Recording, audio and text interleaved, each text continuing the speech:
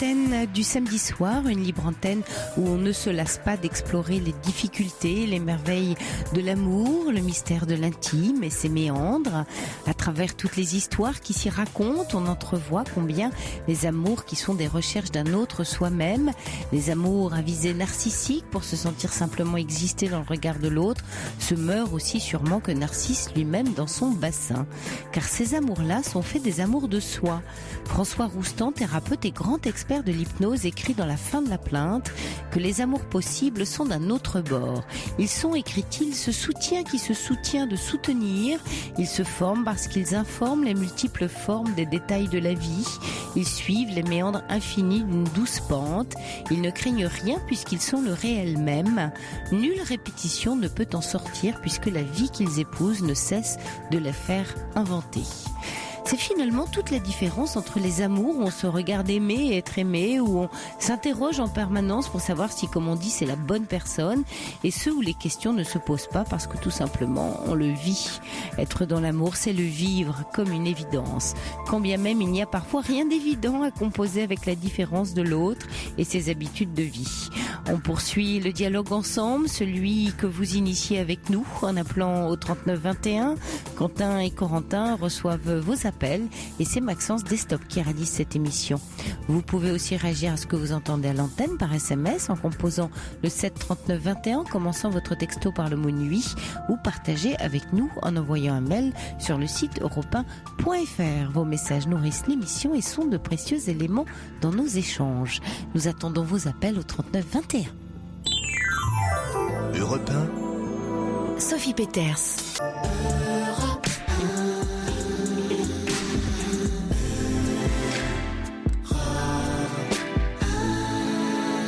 Bonsoir Yanis.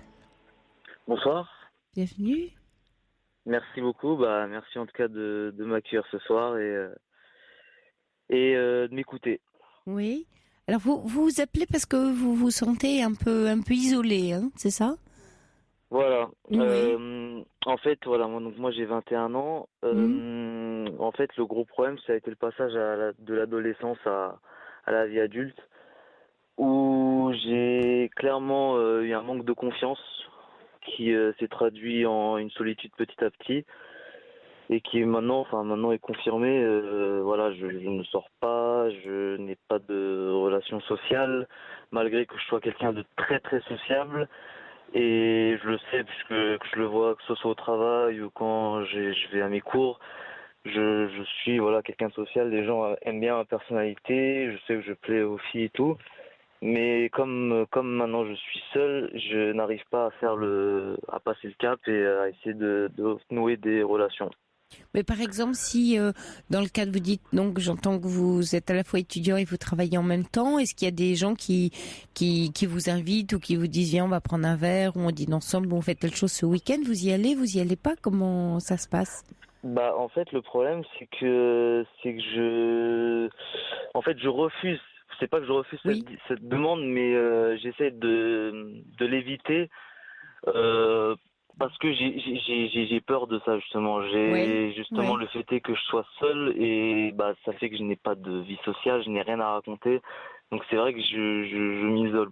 Enfin je m'isole, en tout cas je m'écarte un petit peu de tout ce qui est sujet de sortie et autres, et je reste vraiment dans les projets. Vous voulez dire que ça vous arrive pas en fait qu'on vous le propose parce que vous vous arrangez pour ne pas qu'on vous le propose, c'est ça? Tout à fait, oui. On vous le propose jamais? Non, je fais en sorte en fait que j'ai une vie sociale et que du coup je n'ai pas besoin qu'on me demande. Vous faites quoi du style je suis très pris, j'ai pas le temps? Voilà, tout à fait. Vous dites c'est gentil mais justement je peux pas ce soir-là ou je suis pris, c'est ça que vous avez? Aussi, ça m'est déjà arrivé plusieurs fois de refuser parce que justement j'ai peur ensuite de la soirée et de n'avoir rien à raconter. Rien à raconter. Oui. Je le ressens déjà, que ce soit au travail ou quand je vais en cours, les gens racontent leur vie, les gens racontent leur week-end, les gens racontent des anecdotes. Ouais. Et moi j'en ai pas puisque je suis bloqué au travail. Ouais. Et je me suis enfermé depuis quelques années maintenant et je n'ai rien à raconter. Et vous avez le sentiment que parce que vous avez rien à raconter, ça fait de vous quelqu'un de pas intéressant? Tout à fait, voilà. Mais est-ce que vous avez remarqué que c'est vrai qu'il y a des gens qui passent leur temps à raconter leur vie aux autres, mais il y en a qui racontent pas forcément. D'abord, il y a ceux qui écoutent, parce que quand il y a ceux qui racontent, il y en a toujours qui sont là pour écouter. Donc vous êtes peut-être un bon interlocuteur pour écouter. On a toujours besoin, quand on raconte, d'être écouté. Vous l'êtes, oui, ça m'étonne pas. Et qu'est-ce que vous pensez à ce moment-là d'être là justement pour écouter ? Bah, c'est ça. C'est vrai que je suis un bon interlocuteur et que voilà, j'écoute et que je peux même bien vendre les histoires de mes collègues. Ouais. Parce que je suis quelqu'un de social et moi je m'intéresse aux gens. Et que ça vous intéresse, vraiment, j'ai l'échange facile et j'arrive même toujours à trouver un terrain, enfin une conversation, donc il n'y a pas de problème. Mais effectivement, moi j'ai peur effectivement d'être inintéressant dans la mesure où moi je n'ai rien à raconter. Donc à un moment marquer ce blanc dans une conversation qui fait que la personne se dise mais lui il n'a pas rien. De vie. Quoi. Vous avez peur d'être démasqué, voilà. En fait. Vous avez peur qu'on vous démasque et qu'on pense de vous, oh là là, mais en fait il n'a pas de vie. Et c'est ça. Et le problème, c'est que petit à petit, je m'enfonce. Et là, je me dis que la seule solution, c'est de redémarrer une vie. Donc, pourquoi pas avec un voyage à l'étranger ou comme s'il vous fallait quelque chose à raconter. Oui, pour vous dire, je vais faire quelque chose. Oui, qui me permettra. Mais comme le dit Halima là par SMS, vous avez bien des centres d'intérêt. Et ça sert dans des échanges et des discussions. C'est pas forcément ce que vous faites, mais ce que vous pensez de certains sujets, de l'actualité, de vos lectures, enfin. Bah oui, non, mais c'est surtout que moi j'ai des centres d'intérêt qui se rapprochent un petit peu de tout le monde. Hein. Malgré le fait est que je n'ai pas de vie sociale, je m'intéresse énormément à ce qui se passe. Je suis assez renseigné pour pouvoir tenir des conversations. C'est pas le problème, mais c'est le fait effectivement de les raconter soi-même en fait. Et là effectivement il y a aucune anecdote. Oui, mais Yannis, c'est un peu comme si vous vous isoliez parce que vous n'arrivez pas à vous mettre en scène et que vous imaginez que faute de savoir se mettre en scène, vous n'intéressez personne. Est-ce que vous, quand vous rentrez en contact avec des gens, il y a que ceux qui se mettent en scène leur vie qui vous intéressent ? Qu'est-ce qui vous intéresse vous quand vous écoutez les autres ? Ce qui m'intéresse, bah, c'est honnêtement pas grand-chose, parce que quand ils me racontent, quand j'entends des anecdotes, et ben tout de suite, je fais le parallèle avec ma vie, et je me dis que, ben moi non, j'ai pas connu ça, ou voilà. je l'ai pas. Ah, mais c'est ça qui vous tue d'une certaine manière, c'est la comparaison. C'est que quand eux parlent de leur vie, ça vous renvoie à la vôtre, où vous dites, mais moi la mienne est nulle. Voilà, et c'est du poison, c'est du toxique que vous infusez dans vos veines. On a tous des vies différentes, mais vous jugez la vôtre nulle au regard de celle des autres qui paraissent beaucoup plus passionnantes. Comme on dit, l'herbe est plus verte. Voilà, l'herbe est plus verte dans le pré d'à côté. Vous avez rien à raconter, mais les autres ont plein de choses à dire. Ça vous vient d'où cette histoire de comparaison quand vous étiez petit, vos parents vous comparaient, c'était toujours mieux chez les autres, dans la famille des autres? Non, du tout. C'est plus en fait, avec l'âge, on se pose des questions. C'est ça mon vrai problème aussi, c'est que je me pose trop de questions. Ouais. Et je compare ma vie. C'est vrai que je la compare et je me dis mais j'ai tout raté. Et en quelque sorte, oui, puisque voilà, je vais donner quelques exemples. Oui. Ça fait des années que je suis pas parti en vacances. Donc quand arrive la période de l'été et que tout le monde autour, que ce soit au travail. Oui. Ils ont des projets. Moi je fais du sport, voilà, ont des projets et que vous vous retrouvez là et vous dites purée, cette année je vais pas passer de vacances parce que j'ai personne avec qui les passer. Bah ça fait mal et je m'enfonce petit à petit dans un complexe d'infériorité vis-à-vis de ça et je suis perdu et je n'arrive plus à m'en sortir. Oui, c'est vraiment une histoire d'estime de vous-même. Qu'est-ce qui vous plaît dans votre vie? Qu'est-ce que vous aimez bien dans ce que vous faites et dans ce que vous faites et ce que vous êtes? Qu'est-ce que vous aimez bien? Qu'est-ce qui vous plaît sans vous comparer aux autres? Si je vous dis, voilà, qu'est-ce que vous aimez? De quoi vous êtes fier ou de quoi vous êtes content? C'est compliqué. C'est compliqué ma question. Oui. Mais justement, moi j'ai pas vraiment de fierté. De quoi vous êtes content? Qu'est-ce qui vous donne du plaisir de vivre? Qu'est-ce qui vous fait plaisir? Le plaisir de vivre, justement rien. J'ai plus le plaisir de vivre. Enfin, j'ai vraiment, moi je souffre honnêtement. J'ai même voilà, des tendances des fois, peut-être pas suicidaires, mais des fois j'ai Ouais. vraiment un ras-le-bol. Ouais, que ça vaut pas le coup, J'ai quoi. rien qui m'accroche. La seule chose qui m'accroche, c'est que je sais que je peux être vraiment quelqu'un de, je vais pas dire n'importe, mais je sais que je peux avoir une vie sociale parce que enfin, je vais Oui. pas dire toutes les qualités, mais j'en ai pas mal qui font que j'intéresse les gens Tiens. et que je m'entends Oui. bien. Oui. Mais le problème, c'est que je me suis enterré dans quelque chose et cette comparaison, j'ai peur au quotidien. J'ai peur que quand on me demande, je veux voir des photos de toi ou un peu, voilà, qu'on me demande mon compte Facebook, j'invente des mensonges puisque j'ai pas de vie sociale, donc je n'ai rien à partager sur Facebook. Enfin, c'est vraiment En fait, quand vous vous très compliqué. regardez tout seul dans la glace, je dis, c'est une image que je dis. Quand vous regardez la personne que vous êtes, vous vous trouvez pas si mal que ça. Mais dès que vous entrez dans la comparaison, tout d'un coup, c'est tout pâle. Et là, vous vous dites non, mais moi, en fait, je vaux rien par rapport à tous les autres. C'est ça, c'est tout à fait ça. Ouais. C'est vraiment. Et qu'est-ce qui ouvre, vous voyez, puisque un certain côté, quand vous êtes seul avec vous-même, vous avez une honnêteté enfin voilà, vous dites, je sais qu'il y a Oui. des jolies choses en moi et que je m'intéresse, je suis curieux, il y a plein de belles choses, mais quand je regarde donc les autres, je suis nulle. Comment ça fonctionne ce moment-là où vous êtes impressionné finalement par l'autre et du coup vous n'existez plus. Vous voyez, vous n'avez plus accès à vous quand l'autre est là. C'est des comparaisons, Mmh.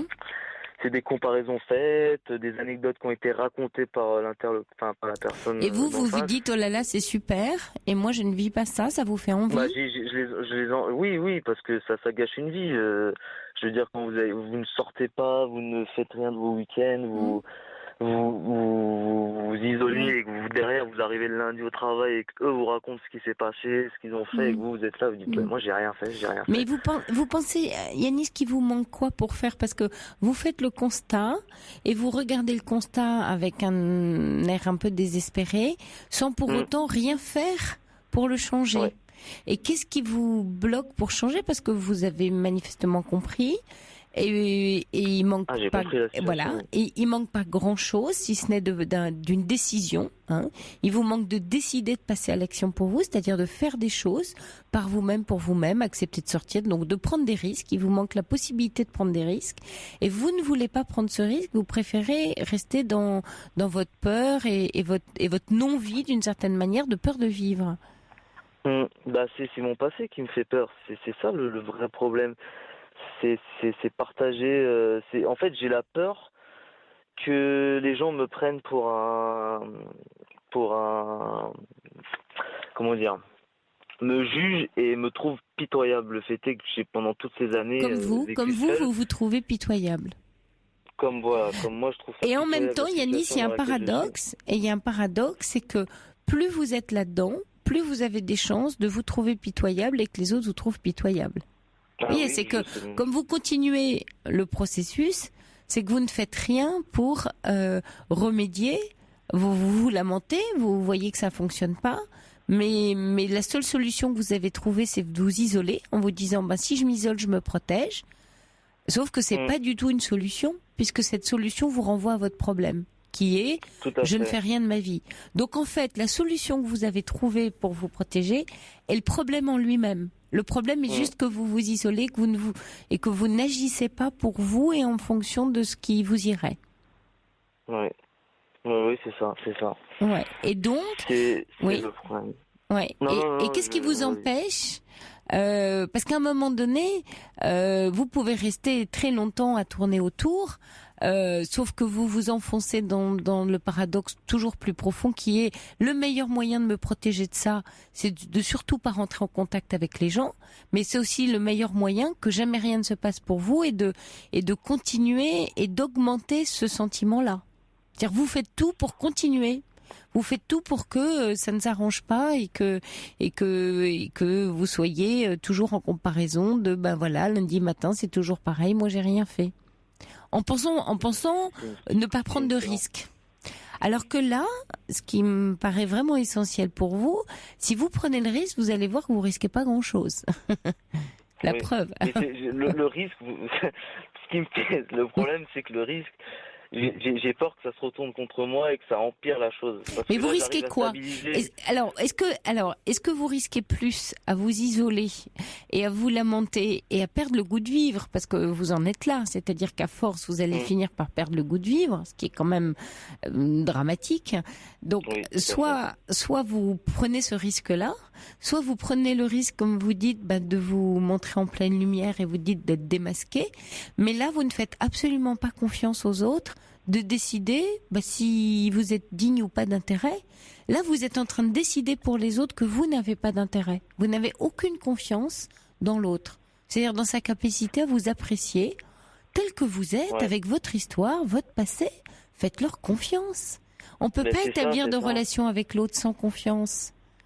En fait, à chaque fois, je me pose des questions. Je me dis, mais en fait, je pense que la personne en face, elle doit me dire, mais pourquoi je parle avec lui? Mais vous décidez à sa place. Mais Yanis, Pourquoi? vous décidez Oui. à la place de l'autre. Vous ne lui faites pas confiance pour pouvoir vous apprécier. De la même façon Mais que vous ne vous faites ouais. pas confiance à vous. Hein. C'est mimétique. Mais je pense aussi, c'est un petit peu je suis un petit peu paranoïaque, donc peut-être ça peut jouer aussi parce que j'ai C'est-à-dire, toujours l'impression, oui. je vis toujours dans cette impression de l'autre, à savoir si je l'intéresse ou pas et si je suis digne de parler, enfin de discuter. Et Alors la d'être avec lui, paranoïa, donc. c'est pas ça. La paranoïa, c'est penser que les autres vous veulent du mal et sont Alors, j'ai contre peut-être vous. pas employé le bon mot, mais. Mais c'est ça. Vous pensez que les autres vous veulent du mal et donc vous vous Non, confiez pas pas. du mal, mais j'ai peur. Le mot qui est employé, c'est le désintéressement. Il est parfait ce mot. C'est ça que j'ai peur. C'est qu'arriver à un moment dans la discussion et dans l'échange, que la personne en face se dise mais cette personne-là, elle est inutile et Oui. elle ne m'intéresse pas. Yanis, en fait, je vais vous dire, vous préférez ne plaire à personne par peur de ne pas pouvoir plaire à tout le monde. Il y a bien des gens à qui on ne plaît pas dans la vie. Donc oui, Ouais, vous c'est allez vrai. prendre le risque, il y a des gens que vous intéresserez pas, mais d'autres que vous intéresserez. Et là, personne et tout le monde, c'est la même chose. Donc par peur de ne pas pouvoir plaire à tout le monde, et personne ne peut plaire à tout le monde, vous dites, autant ne plaire à personne. Et Mais c'est du ça, coup, je suis trop suis seule. généreux en fait. Je suis trop généreux Ah, je sais pas. et je pense trop aux autres. En fait, je me dis voilà, C'est pas ça la qu'être générosité. avec elle. Pourquoi vous dites c'est pas ça la générosité? Voyez? En quelque sorte, toujours faire en sorte que l'autre soit bien, c'est pour moi en quelque sorte de la générosité, puisque je pense surtout à l'autre et pas Mais à moi. non, En fait. vous pensez pas à l'autre, vous êtes en train de vouloir le contrôler. Vous le pensez pas, vous vous mettez à sa place pour dire c'est moi qui décide si je suis digne d'intérêt pour toi ou pas. Donc vous ne lui laissez absolument pas la possibilité de vous trouver intéressant. Et comme dit Alima, vous êtes bloqué par les autres, mais c'est votre vie, ça sert à rien de paraître. L'être et non l'avoir, faut être authentique, le reste suit, dit Alima. Il y a Loïc qui dit manque de confiance, manque d'amour, peut-être de sexualité aussi. Est-ce que c'est pas aussi ça la raison principale? C'est que du coup vous n'êtes plus en relation avec les autres. Le problème aussi, c'est que mon complexe, ça fait que oui, effectivement, sentimentalement, c'est le néant. Malgré que je plais aux filles, je le sais, puisque partout où je suis, que ce soit au travail ou quand je fais mes heures de cours à la fac, je sais que je plais, je le vois, je le sens, très rapidement, j'intéresse la personne, enfin la gente féminine, si je peux dire, sans vraiment être prétentieux. Mais effectivement, ça aussi, le fait est que j'ai une vie sentimentale au néant, c'est encore un autre complexe qui fait que je m'isole et alors là, sentimentalement, je pense oui, que mais c'est encore pire. C'est pire parce que c'est là où il faudrait encore plus faire confiance à une jeune femme qui pourrait décider, elle, que vous lui plaisez et vous ne lui laissez aucune chance. Et du coup, Je lui laisse aucune chance. non. Ouais. Et ni à elle ni à vous d'ailleurs. Vous savez ce que je me dis quand j'imagine une relation avec quelqu'un, je me dis toujours, mais j'ai peur que cette personne-là se dise, mais qu'est-ce que je fous avec ce mec-là? Il est inintéressant, il y a rien à faire avec lui, il y a rien à partager. C'est cette question-là que je me pose à chaque fois et qui me bloque dans la perspective d'avoir un jour une petite amie. Yanis, oui, mais ça vous ferait beaucoup de bien de faire un peu confiance dans l'autre parce que l'autre peut beaucoup vous aider là-dedans. Parce que là, vous décidez pour l'autre, vous décidez pour cette personne qu'elle va se dire qu'il n'y a rien chez vous. Laissez l'autre vous découvrir, ça vous permettra de vous découvrir et de vous regarder autrement. Parce que tant que vous êtes centré sur votre nombril et que vous vous regardez tout le temps en vous comparant aux autres, vous n'avancez pas, vous faites du surplace et vous vous isolez. Ouais. Alors que vous prendrez un moindre risque à laisser l'autre vous regarder et décider si oui ou non vous comptez. Il y a des gens qui voilà, vous trouveront peut-être effectivement pas intéressants et puis d'autres qui vous trouveront à l'inverse excessivement touchants, intéressants. Hein, comme dit Monica, tiens, elle rebondit sur la générosité, c'est de s'offrir aux autres tels que nous sommes, quitte à prendre une gamelle de temps en temps. J'aime bien son message. Oui, c'est ça. Mais vous n'êtes pas du tout là-dedans. Non, au contraire, vous retenez tout. Ouais. Bah, de toute façon, moi, je pensais partir à l'étranger, mais je sais pas. Bah, c'est de la fuite, là. Ouais, bah, là, vous êtes dans la fuite, là. Mais oui, bon, un peu. Non, mais c'est vrai, je suis dans la fuite, mais en fait, j'ai eu une expérience à l'étranger il y a pas mal de temps. D'ailleurs, en fait, cette expérience, je l'ai eue pendant 6 mois. Je suis parti en Angleterre. Et là-bas, effectivement, ça a un petit peu, j'ai dû recommencer une vie sociale, enfin, du moins, un cercle social. Et ça a été les 6 meilleurs mois de ma vie, puisque je suis reparti, entre guillemets, à zéro là-bas. Et j'ai petit à petit, juste avec ma personnalité, fait énormément d'amis et j'avais une vie sociale. Bah alors, qu'est-ce qui s'est passé depuis, alors? Et je suis revenu en France et je sais pas, parce que ce problème-là, je l'ai eu avant ce voyage. Ce que je suis en train de vous dire, j'avais déjà cette période. Et en partant, le problème a disparu et est revenu en France. Complètement. Et revenu en France. En France, je suis revenu sur ce qui s'était, sur les bases où je m'étais arrêté avant mon voyage. Ah oui, d'accord. Donc en changeant, c'est d'où pour vous votre souhait de partir, parce que vous savez, vous avez fait l'expérience que à l'étranger ça se passe différemment. Qu'est-ce qui se passe alors en France? À quoi ça vous ramène dans votre histoire, comme si quelque chose était coincé là et bloqué? C'est pas possible ici, mais c'est possible ailleurs. Je peux être un homme différent ailleurs, mais pas ici. Ouais.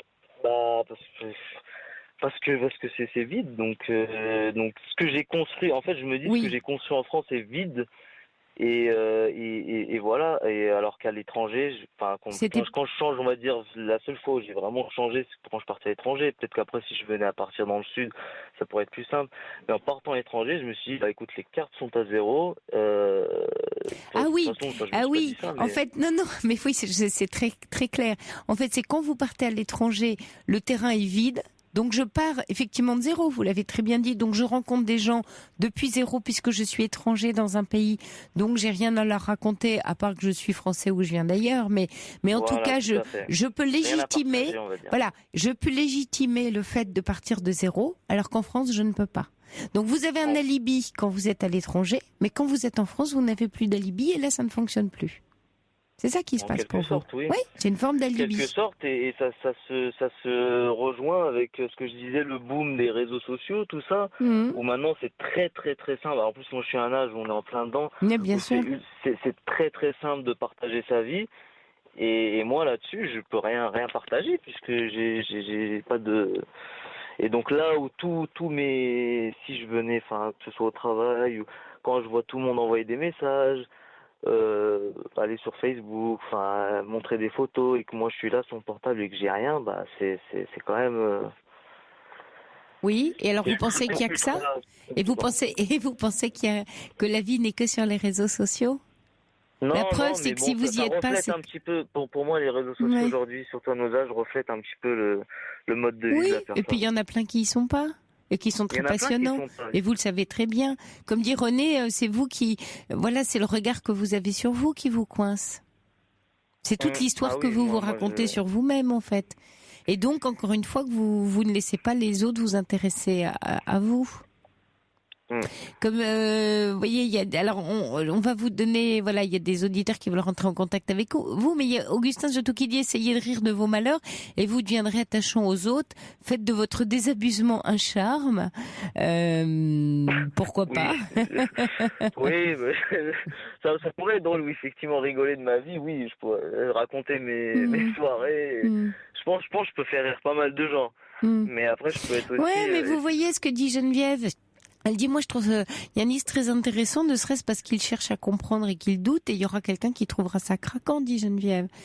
Faites un peu confiance, Yanis, aux autres, parce que là, vous êtes dans une telle peur, une telle anxiété que ça vous arrête, en fait, dans votre vie, ça vous isole. Votre peur est très mauvaise conseillère pour là, dans cette situation. Et c'est plus d'ailleurs de l'anxiété que de la peur. Oui, l'anxiété, énormément. Voilà. Et vous ne laissez pas les autres vous approcher. Et donc, vous décidez de vous isoler pour vous protéger. C'est pas une protection. Vous vous blessez beaucoup plus que vous ne vous protégez. Et quand vous allez comprendre ça, vous allez accepter de prendre des risques. Vivre, c'est prendre des risques. C'est prendre le risque de la relation avec l'autre. Mais je pense que vous avez peur de décevoir et puis peut-être aussi, est-ce que vous ne dites pas, peur d'être déçu. Très peur de la déception. Très peur de la déception. Parce que je suis arrivé à un moment où je suis pas très difficile et que, enfin voilà, vraiment. En plus, je m'intéresse vraiment. Enfin, tout type de personnes, j'ai énormément d'intéressement pour les personnes. Et parce que aussi je suis quelqu'un de très, moi, j'ai beaucoup de respect pour les gens de manière générale. Ouais, ce que je vous propose, c'est que là, dans la semaine qui vient, allez, décidez-le, hein, ça va être une vraie décision pour vous, d'accepter la première invitation qu'on vous fera, et allez-y. Et allez-y tranquillement, en disant j'y vais pour écouter les autres, pour m'intéresser, et puis je le laisse venir vers moi et je me laisse porter par l'événement. Voilà. Et vous débranchez votre petite radio intérieure qui vous raconte des histoires, pas très intéressantes et un peu destructrices et qui vous sabotent. Et puis vous allez prendre ce risque-là et vous allez voir que vous allez être étonné comme ça va bien se passer. Parce que franchement, voilà, on est content de rencontrer les gens, on n'a pas besoin qu'ils nous saoulent quelquefois en nous racontant toute leur vie. Et que voilà, Yanis qui est capable juste d'être là dans une soirée, d'écouter des gens. Puis alors ceux qui racontent leur vie, ils adorent avoir des gens pour les écouter, bah vous serez d'abord celui-là. Voilà. De toute façon, il y a toujours ce duel entre les deux personnes, à savoir qui va prendre le. Enfin, il y a toujours quelqu'un qui domine l'autre dans un sujet de conversation. Non, ou quelqu'un qui aime écouter, l'autre qui aime raconter. Voilà. Possible aussi, oui. Alors après, il y en a qui écoutent par obligation, puisque derrière ils n'ont rien à raconter, comme c'est le cas pour moi. Mais moi, ça me dérange pas. Voilà, je suis un bon interlocuteur, donc il y a aucun problème. Il y a Loïc qui dit, voilà, peut-être il y a un manque de confiance manifeste chez vous. Peut-être voilà, voir un psy peut vous aider et pourquoi pas effectivement Yanis pour au moins prendre le risque de vivre. Prenez ce risque-là. Je pense que vous allez moins risquer que de vous isoler. Vous êtes plus en risque aujourd'hui que vous ne le pensez. Ouais. Donc, d'accord, la semaine prochaine, vous acceptez la première invitation qui vient. Bah, j'attends, ouais. Hein je vais et vous vous dérobez pas. Allez, prenez le risque, c'est ça de vivre. Hein. Je prendrai le risque. Formidable. Tenez-nous au courant. Au revoir, Yanis. Merci beaucoup. Au revoir. En tout cas, c'est très intéressant et très agréable. Merci beaucoup. Merci à vous. Au revoir. Bonne nuit, Yanis. Au revoir. Pour dialoguer avec Sophie Peters, envoyez le mot nuit, suivi de votre message au 7 39 21. 65 centimes plus coût d'un SMS. Il est SOS Zaz sur Europe 1.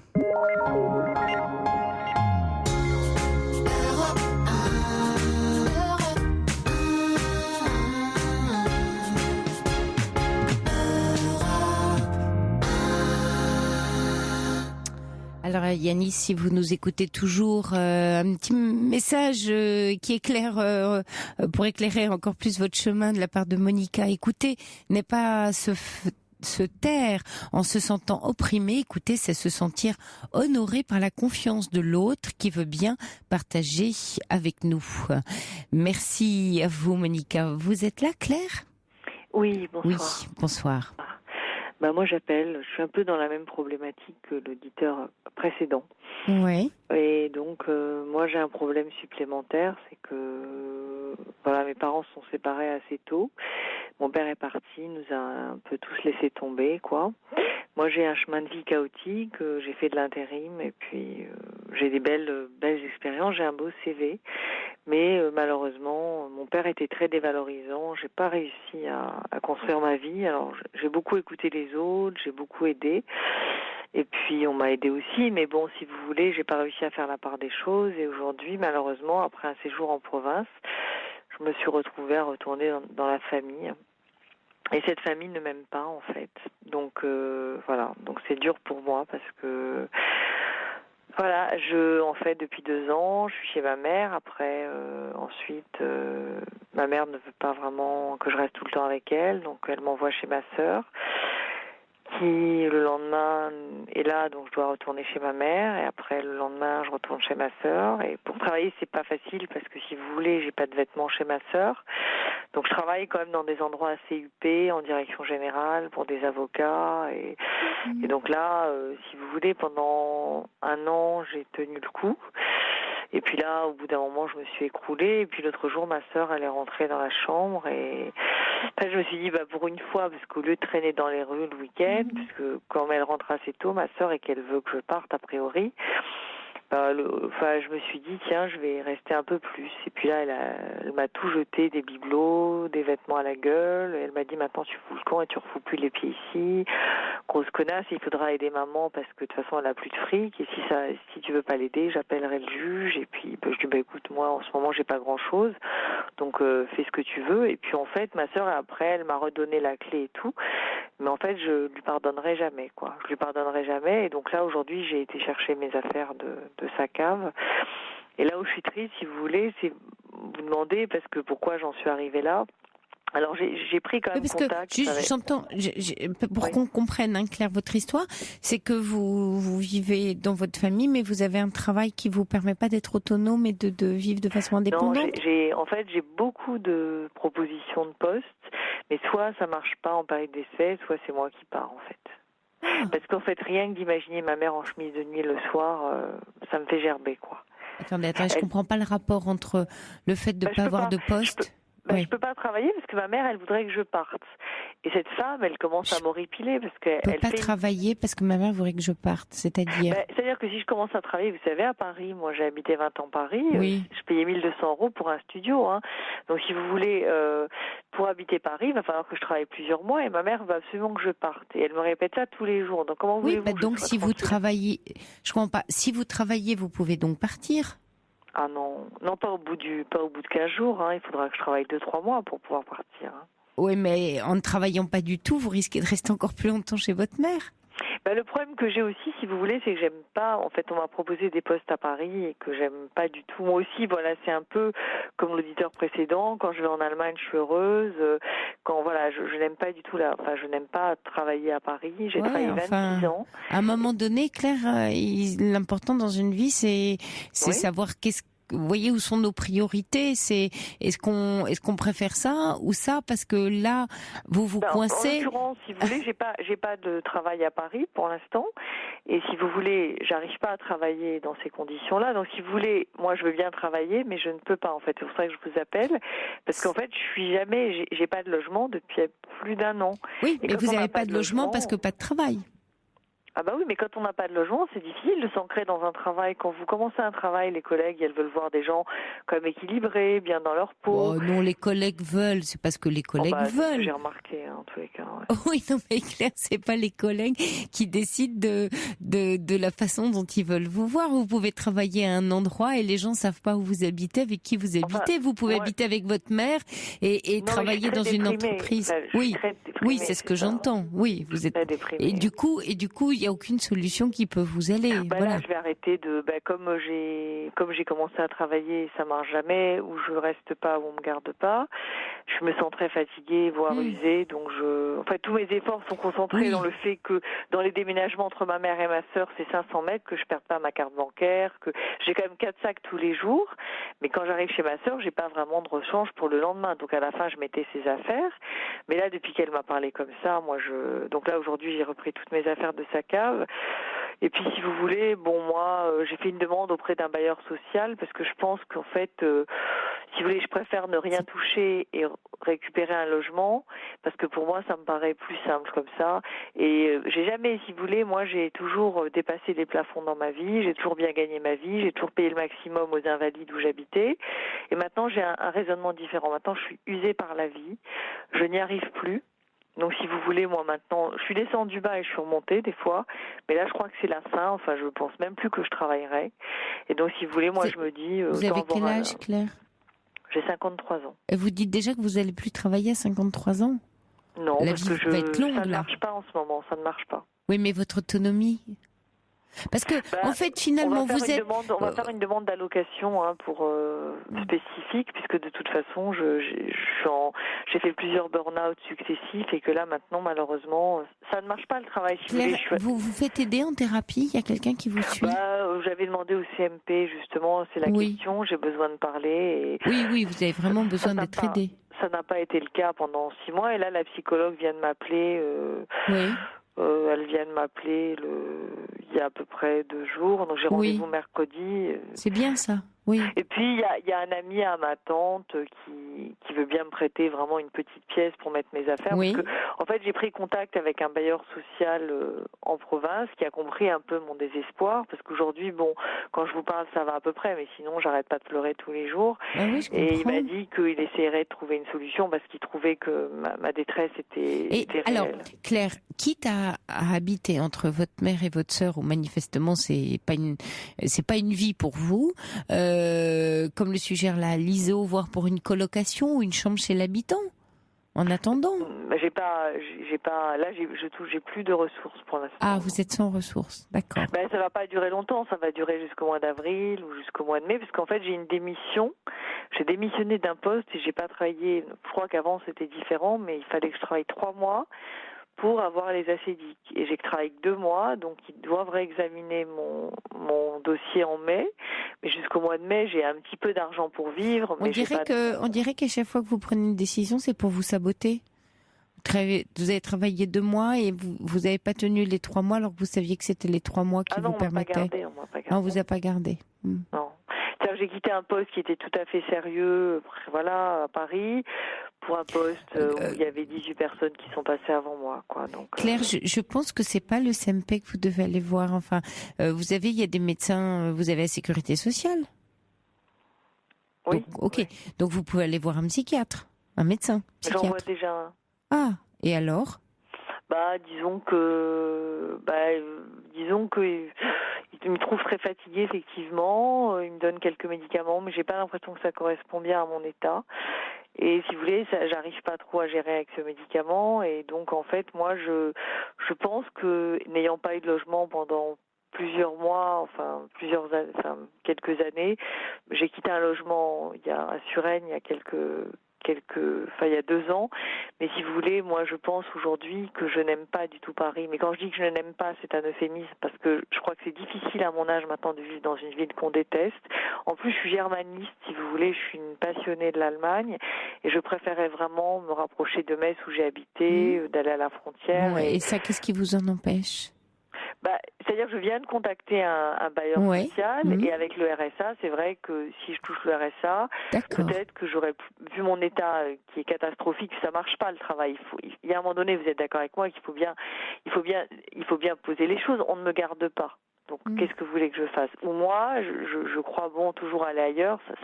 J'ai des propositions mirobolantes qui se présentent, mais je n'arrive pas à travailler. J'ai une phobie sociale, en plus, je n'arrive plus. Donc, il faut bien maintenant... Ouais, vous êtes mis complètement en échec, quoi. C'est pas qu'on vous garde pas, c'est que vous sabotez, vous mettez en échec. Vous avez vraiment des répétitions comme ça. Non, la personne qui m'a pas gardée, je travaillais dans un club de sport. Enfin, les collègues m'ont dit, tu es la 18e qui vient, donc tu seras jamais... Oui, enfin, ça peut arriver, mais là, ce qu'on entend quand vous dites ça, c'est pas possible. Entre ma mère et ma sœur, je peux pas. Vous trouvez que c'est facile de travailler quand vous n'avez pas de je ne trouve rien, Claire. Je pense que là, vous êtes en danger. Et je vous sens en danger, je vous sens vraiment pas bien. Et je cherche à voir quelles sont les petites portes de sortie et d'autonomie que vous allez vous trouver pour vous en sortir. C'est juste ça ma question. Il y a un bailleur social qui a été sensible à mon cas. Oui, donc c'est une bonne nouvelle ça. Mais là, il va certainement y avoir une question de ressources. Mais comme moi, j'ai toujours dépassé les plafonds, je me dis pour une fois, je suis tombée bien bas. Autant me réfugier dans un petit logement et essayer de retrouver du travail dans 1 ou 2 ans, le temps que je me remette de tout ça, vous voyez. Oui.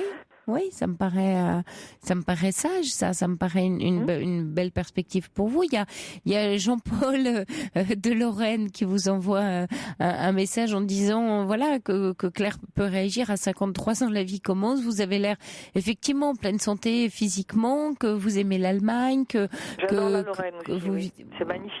Voilà. Bon. J'ai la nostalgie parce que j'y ai habité, j'étais beaucoup plus heureuse et comme l'auditeur précédent, je m'étais fait plein d'amis. Comme quand je vais en Allemagne, tous les hommes me plaisent, je suis heureuse. Bon là, j'y vais pour voir un ami d'ailleurs, mais à Paris, personne ne me plaît, rien ne me plaît, je suis en échec. Bon, mais ça c'est clair donc pour vous. Oui, mais bon, si vous voulez, le bailleur social, il a été gentil avec moi, il m'a écouté, mais bon, il m'a donné rendez-vous, mais c'est mon espoir. Mais si je l'avais pas eu, ce monsieur au téléphone, ce monsieur important qui a pris le temps de m'écouter, j'aurais été désespérée, parce qu'à Paris, j'ai aucun moyen. Ça, je comprends, Claire, mais là, vous me refaites l'histoire comme si, vous voyez, vous me dites, si il m'avait pas, ça n'aurait pas, mais il vous a écouté et il va vous donner une réponse. Oui, c'est pas encore fait. Oui, non, ok, mais ça veut dire que si c'est pas lui, ce sera un autre. L'objectif pour vous maintenant, c'est de partir, c'est d'aller dans un endroit qui vous convient.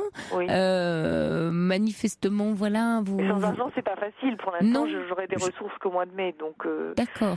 J'ai un peu d'argent pour vivre tous les jours, mais j'ai pas, ça m'est rarement arrivé. D'habitude, je gagne très bien ma vie, donc je me retrouve sans ressources. Donc comprenez que pour moi, c'est pas. Oui, pas bien sûr. Vous avez peut-être un peu de ressources de côté ou. Oui, j'ai de quoi vivre à peu près 2 mois, mais en dormant tous les jours et en allant prendre un café dans la journée ou m'acheter une pomme et un yaourt, c'est tout. Ouais.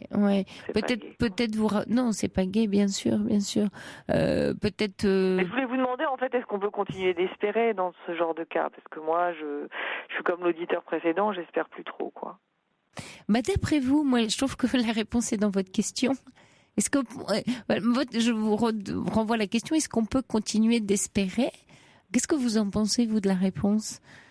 L'autre jour j'ai lu le titre d'un livre, L'espoir a-t-il un avenir? Oui, mais moi, dans mon cas, j'ai plus beaucoup d'espoir à part de retourner en Lorraine, la Lorraine que j'aimais, qui m'avait fait retrouver le sourire, et puis l'Allemagne que j'aime profondément. Et puis j'ai un but, c'est vrai que j'ai un rêve dans ma vie. C'est vrai que en plus l'Allemagne c'est pas loin, c'est à 1h50 de Paris, c'est pas très exotique, mais moi c'est un pays qui m'a toujours plu depuis que j'ai 18 ans. Et j'adore les Allemands, j'adore leur manière de vivre, donc j'ai un espoir. Ils m'ont beaucoup sollicité en termes de travail, j'ai loupé des occasions malheureusement. Mais mon rêve, c'est vraiment l'Allemagne, donc j'ai comme un rêve dans la vie. C'est vrai, vous avez raison de me le rappeler, oui. Mais l'espoir, il ne fonctionne aussi que quand on le...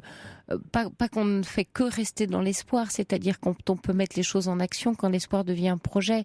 Parce que juste espérer... J'ai appelé un bailleur social en voilà, mais je peux très bien. pas forcer à me... Mais pas lui, mais si c'est pas lui... Bien sûr, j'entends bien, mais si c'est pas lui, ce sera quelqu'un d'autre. C'est-à-dire, à un moment donné, c'est l'action qui permet que l'espoir puisse se réaliser. Parce qu'on peut toujours rester dans son lit à espérer un monde meilleur. Le monde sera jamais meilleur. Voyez, donc, moi, j'ai décidé que si jamais, moi, j'ai écrit au ministère du Logement pour me plaindre, une lettre dont ils vont se souvenir longtemps, parce que moi, je peux pas rester comme ça. Donc, j'arrive pas à comprendre comment mon pays peut pas me loger. Il faudrait que je travaille 3 mois pour payer les loyers que j'ai payés à Paris quand j'étais jeune.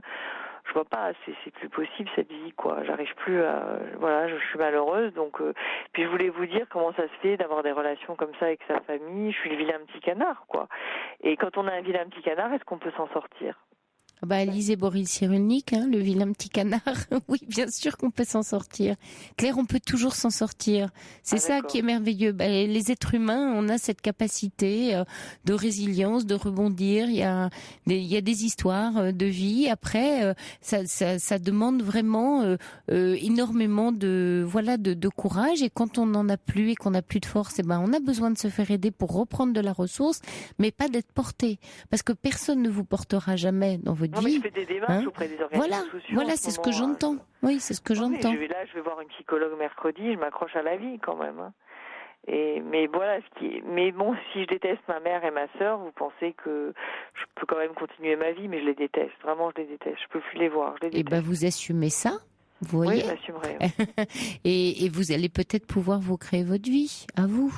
Oui, c'est mon souhait. Vous dites exactement les paroles que j'aime entendre. Oui, j'espère. Je suis pas sûre que ça fonctionne. Je vous dis tout de suite, parce que des fois il faut être un peu aidé. Je pense bien que sûr qu'il faut être aidé.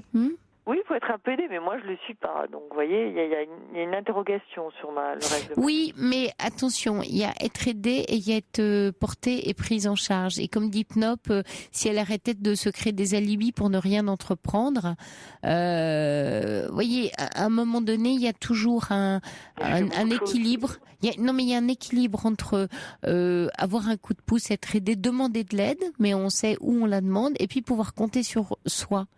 Et il faut que vous puissiez aussi compter un peu sur vous. Oui, mais vous savez, je vais vous dire, aujourd'hui, quand on n'a pas de logement, c'est pas facile la vie.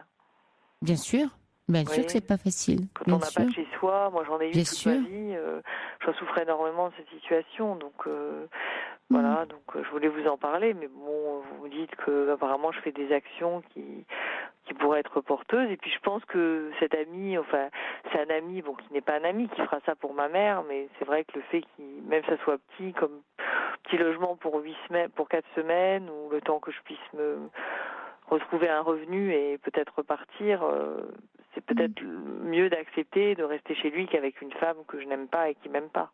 Enfin, elle a toujours préféré ma sœur, donc. Oui, il y a un auditeur qui dit j'ai l'impression d'écouter une adolescente. C'est pas ma faute, c'est celle des autres. Prenez-vous en main, vous avez des solutions à trouver. You can do it, dit un auditeur pour vous. Oui, mais c'est pas forcément qu'on est adolescente quand les parents vous aiment pas. Vous pouvez souffrir longtemps, quand même. Ah, bien sûr qu'on peut souffrir longtemps, mais à un moment donné, soit on peut décider de continuer à souffrir, soit on tourne la page. C'est ce que vous décidez là. C'est ce que j'entends. Donc c'est bien. Je suis d'accord, mais je voulais aussi dire qu'aujourd'hui, les cartes sont un peu redistribuées quand même pour conclure, parce que à l'époque, à 53 ans, il y a une époque, on n'était pas au chômage, et maintenant, le chômage, il peut toucher tout le monde à n'importe quel âge. Bien sûr. Et donc moi, à 53 ans, j'estime que voilà, c'est pas une anomalie, je sois au chômage, et mes grands-parents m'ont appris qu'on était solidaires dans la vie, et c'est pas d'être une adolescente que d'avoir fait de l'intérim, que d'avoir cru que ça marcherait toujours. Non, elle parlait pas de ça. Je me suis trompée sur le travail, je me suis trompée. J'ai pris une mauvaise voie, clairement. Et donc maintenant, vous êtes d'accord avec moi, je ne peux pas revenir en arrière. Ah non, on ne peut pas revenir en arrière, mais on peut toujours aller de l'avant. Ça, c'est possible encore. En tout cas, je vous le souhaite, Claire. D'accord. Et j'espère que ce bailleur aura une bonne nouvelle à vous apporter. Bon courage à vous. Au revoir. Pour intervenir dans l'émission, appelez le 39 21. 50 centimes la minute. Quid de Spirit Gregory Porter. Il est minuit, vous écoutez Europe 1, le journal Loïc Loury. Bonsoir à tous. Comment Nicolas Sarkozy s'est-il défendu face à ses juges ? L'ex-président mis en examen dans l'affaire Big Malion a été entendu pendant une dizaine d'heures ce mardi. Le procès verbal fait 34 pages, précision dans un instant. Dans ce journal également, des milliers de personnes dans les rues de Bastia, manifestation tendue en soutien à un jeune supporter de foot blessé il y a une semaine à Reims lors d'affrontements avec la police. Et puis retour sur la mort d'un grand intellectuel européen. Et bien plus que cela, l'Italien Umberto Eco est décédé à 84 ans. Europe 1. Et il a donc passé 11 heures ce mardi dans les locaux du pôle financier du Palais de Justice de Paris. Nicolas Sarkozy a dû s'expliquer au sujet de ses comptes de campagne 2012, la fameuse affaire Big Malion. Alain Acco, vous avez pu lire le procès verbal de cette audition durant laquelle l'ex-président s'est défendu de tout dérapage. Oui, ces premiers mots ont d'ailleurs donné le ton de cette audition. Je conteste avec la dernière énergie ce qui m'est imputé aujourd'hui et j'ai bien l'intention de répondre à toutes les questions qui me seront posées. Des questions, il y en a eu beaucoup, on ne pourra pas toutes les citer ce soir. En consultant ce procès verbal de 34 pages, j'en ai compté 67. Et la plupart des réponses de Nicolas Sarkozy sont assez longues, parfois très précises sur les chiffres officiels de sa campagne, et parfois plus évasives. Son principal argument, c'est de répéter qu'il ne comprend pas, qu'il ne voit pas comment sa campagne aurait pu coûter aussi cher que le soupçonne la justice, 2 fois plus cher au moins que les 22,5 millions autorisés par la loi. Je n'ai rien fait, dit-il, en 2012, de plus ou de moins que pendant la campagne présidentielle de 2007. Même salle, même meeting, même déplacement, mêmes avions. Nicolas Sarkozy emploie d'ailleurs une expression assez particulière pour indiquer que lui, quand il était sur scène, n'a pas vu la différence entre 2007 et 2012. Facialement parlant, dit-il, il n'y avait pas d'anomalie. Et quand le juge d'instruction lui demande d'expliquer pourquoi, malgré les mises en garde de son directeur des campagnes, il a demandé à faire une réunion publique par jour, pourquoi il a fait 44 meetings, eh bien Nicolas Sarkozy lui répond qu'il y a là un chiffre qui fait un amalgame entre les 3 grands meetings nationaux, la quinzaine de meetings régionaux et de la multitude de petites réunions publiques qu'il a pu faire ici ou là et qui, d'après lui, même si elles étaient facturées par Big Malion, ne coûtaient pas si cher que ça. Alors pour résumer, Alain, l'ex-chef de l'État n'y était pour rien, hein. Ah oui, bien sûr, il rejette la responsabilité avant tout sur les dirigeants de Big Malion, en insistant sur le fait que les patrons de Big Malion étaient les anciens chefs de cabinet de Jean-François Copé. Donc on voit très bien vers qui se pointe son regard et son ressentiment, qu'il a d'ailleurs du mal à cacher lors de cette audition. Il pointe également du doigt les experts comptables. Ils estiment qu'ils étaient responsables des comptes, que ce n'était pas à lui de vérifier le contenu des 46 cartons de factures. Il insiste également sur, donc, d'un côté, la volonté de détournement de fonds de certains et de l'autre, la légèreté ou l'incompétence de l'autre. Suivez mon regard, c'est ailleurs, ce n'est pas moi le responsable. Précision signée Alain Acco, le chef du service police-justice d'Europe 1. À la une, ce soir également, beaucoup de tensions aujourd'hui à Bastia, mais à l'arrivée, aucun incident en marge d'une manifestation qui a réuni plusieurs milliers de personnes. Il y a une semaine, un supporter de football était blessé à Reims lors d'affrontements avec la police. Un tir de flashball selon lui, une chute, affirment les autorités. Quoi qu'il en soit, il y avait du monde aujourd'hui donc dans la rue pour réclamer justice. Frédéric Michel, on vous retrouve sur place pour Europe 1. Des explosifs ont été découverts juste avant que le défilé ne s'élance. Mais je le disais, cette manifestation s'est déroulée dans le calme, hein. Oui, ce rassemblement a été redouté, mais tout s'est passé dans le calme. Il y avait beaucoup de monde cet après-midi dans les rues de Bastia, des jeunes et des familles réunis derrière les supporters bastiais. C'est eux qui ont organisé la manifestation pour demander justice. Justice pour Maxime, pouvait-on lire encore sur une grande banderole blanche déployée en tête de cortège. Justice à Maxime, que la justice soit faite et que chacun prenne ses responsabilités sur cette affaire qui est une véritable bavure policière. Voilà. Et cette enseignante venue manifester espère que sur le continent, le message sera bien compris.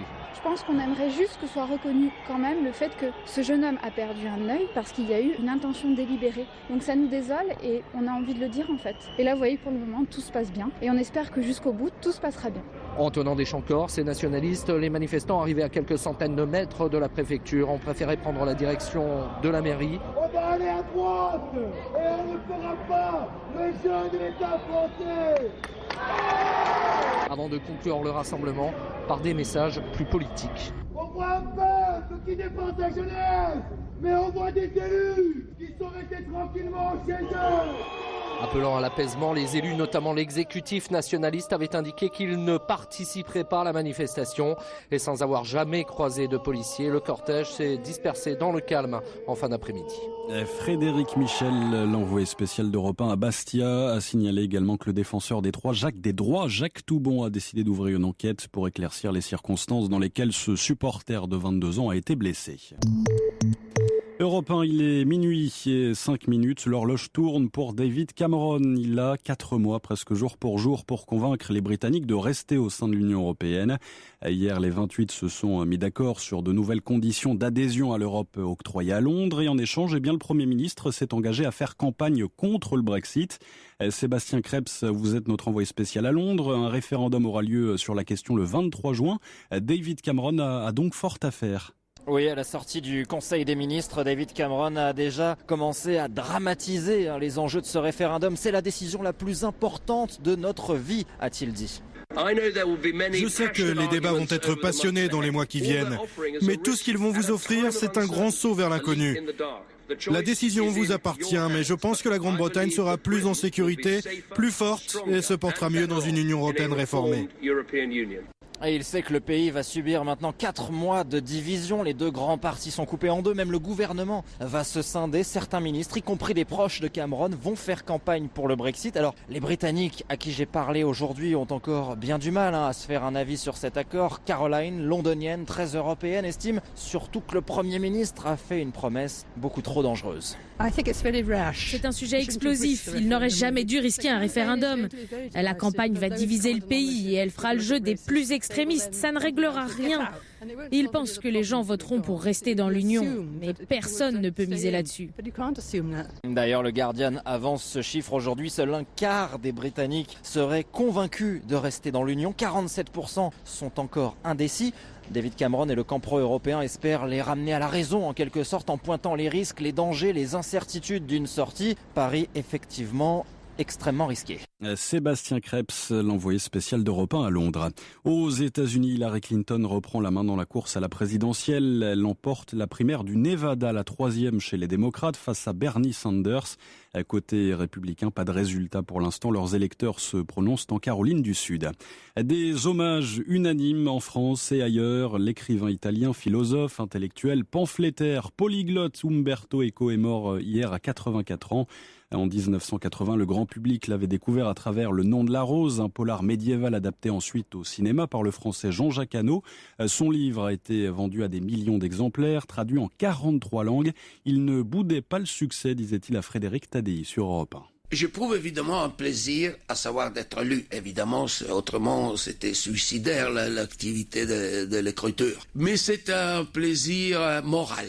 Le plaisir érotique, c'est d'écrire, même si j'écris un essai sur Platon. Mais pour les romans, vraiment, chaque roman m'a pris de 6 à 8 ans, pendant lesquels personne ne savait qu'est-ce que j'étais en train de faire. C'était une espèce d'adultère. Et le moment où le roman était fini, j'étais content qu'il était fini parce qu'on a toujours peur de mourir avant. Ce sont ces 6 ou 8 ans de conception continuelle qui sont le véritable érotisme de l'écriture. Voilà Umberto Eco, homme de culture et d'une curiosité sans limite, mais un bon vivant également. C'est ce que nous racontait l'un de ses amis, l'écrivain et dramaturge Jean-Claude Carrière. C'est très difficile de parler d'un ami proche avec lequel j'ai partagé beaucoup de joie, beaucoup de repas, beaucoup de verres de vin, beaucoup de discussions interminables pendant la nuit. C'était quelqu'un que j'aimais énormément. C'était un personnage, pour le dire, bien qu'il fût italien, assez rabelaisien, dans la mesure où il était un homme de connaissance, un homme de science, même un très grand sémanticien, et en même temps un très très joyeux vivant. Il ne faut pas oublier qu'avant d'être très connu, mondialement connu avec Le Nom de la Rose, il était en Italie, et il est resté jusqu'à la fin de ses jours, un pamphlétaire et un journaliste excellent. Il faisait des billets qui étaient très très lus. Il a été le principal adversaire de Berlusconi en matière politique. Donc c'était un universitaire et engagé. On a fait ensemble entretien sur la fin du monde. Je suis allé travailler chez lui dans sa maison de campagne. C'était quelqu'un qui adorait les histoires drôles. Il pouvait en raconter toute la nuit. Et qui était la vie même. C'est la vie même qui nous a quittés.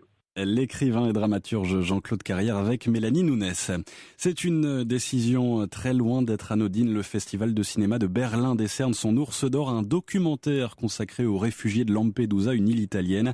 La 66e Berlinale a par ailleurs récompensé la réalisatrice française Mia Hansen-Løve qui obtient un ours d'argent de meilleure réalisatrice. Du football ce soir avec la suite de la 27e journée de Ligue 1. Victoire de Lorient 4-3 contre Guingamp, de Monaco 3-1 face à 3. Montpellier s'est imposé à Angers 3-2, match nul un partout entre Toulouse et le Gazélec Ajaccio. Dans l'après-midi, enfin, le Paris Saint-Germain n'a fait qu'une bouchée de Reims. Score final 4-1. La météo, Elena Morna, qu'est-ce qui nous attend pour demain ? Un soleil printanier demain avec des températures en nette hausse. Avant d'en profiter, vous aurez encore pas mal de nuages entre le Nord-Aquitaine, le Limousin, la Bourgogne demain matin. Mais ça s'éclaircit franchement l'après-midi. Soleil qui gagnera l'ensemble de l'Aquitaine, l'Auvergne, la région Rhône-Alpes et la Franche-Comté. On aura encore un vent soutenu en Méditerranée. Alors sur la moitié nord, ce sera mieux qu'aujourd'hui, à savoir plus sec, mais toujours aussi gris et encore plus doux. Le vent se cantonnera aux régions des bords de Manche et encore quelques averses attendues sur les frontières du nord. Les températures 2 à 11 degrés au lever du jour, c'est déjà au-dessus des normales de saison. Puis 10 degrés au moins à Verdun, là on est 5 à 6 degrés au-dessus des normales saisonnières.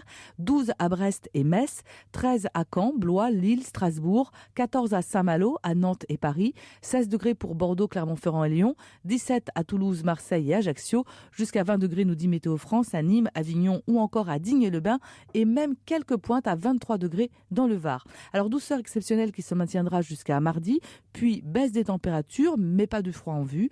Douceur que l'on doit à un flux océanique, et qui dit océanique dit aussi humide. Des passages pluvieux donc à prévoir, surtout sur la moitié nord. Merci Elena Morna, vous écoutez Europe 1, il est minuit, presque 12 minutes. C'est la fin de ce journal, mais la libre antenne reprend dans un instant avec Sophie Peters. Très belle nuit à tous.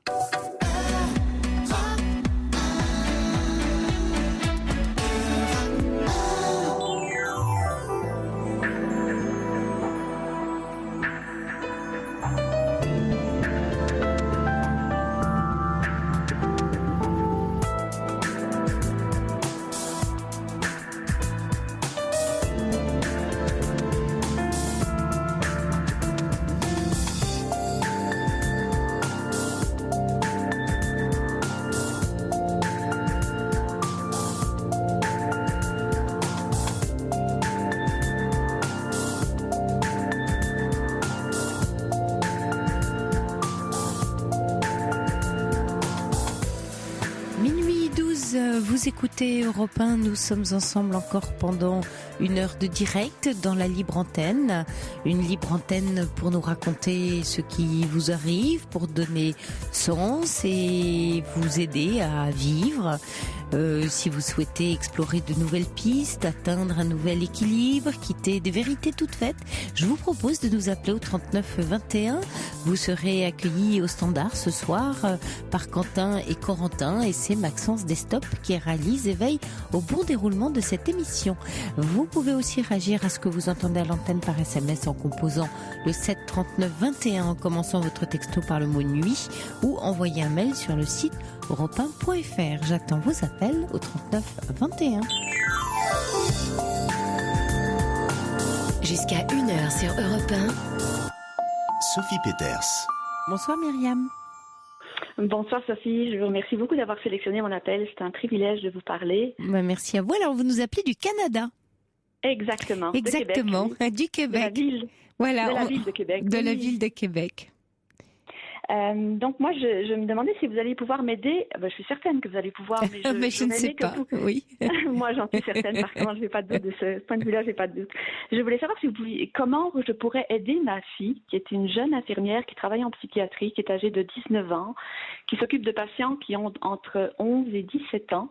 Donc à peine. Oui, elle est toute jeune. Oui, à peine. Elle est toute jeune et les patients sont pas beaucoup. Oui, pas beaucoup plus jeunes qu'elle. Oui. Non, elle n'a pas vraiment l'autorité que l'âge pourrait lui donner encore. Oui. Et le problème qu'elle rencontre, c'est que son super hiérarchique direct manifeste à son égard, moi, ce que je pense être du harcèlement psychologique, mais peut-être que j'emploie des grands mots.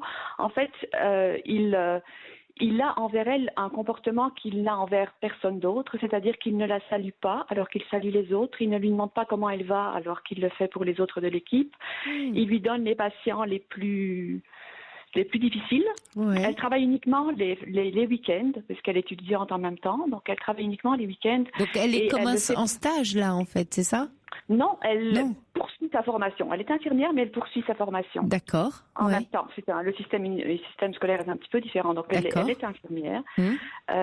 Donc il lui donne les patients les plus difficiles qu'elle ne connaît pas, puisqu'elle n'a pas été là la semaine. Et il lui en donne souvent plus qu'aux autres. Il ne la félicite jamais. Quand elle fait des choses qui sont bien, il lui dit des choses comme « Comment ça se fait que tu as fait ça ?» Mais il n'est pas élogieux du tout. Il est comme Oui, il est très dur. Elle vous en parle, c'est elle qui vous raconte tout ça? Elle vous en parle beaucoup?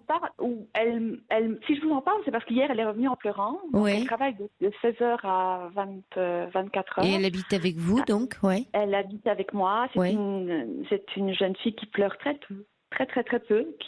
Donc, j'ai vu son désarroi dans ses larmes, puisque ses larmes sont assez peu fréquentes.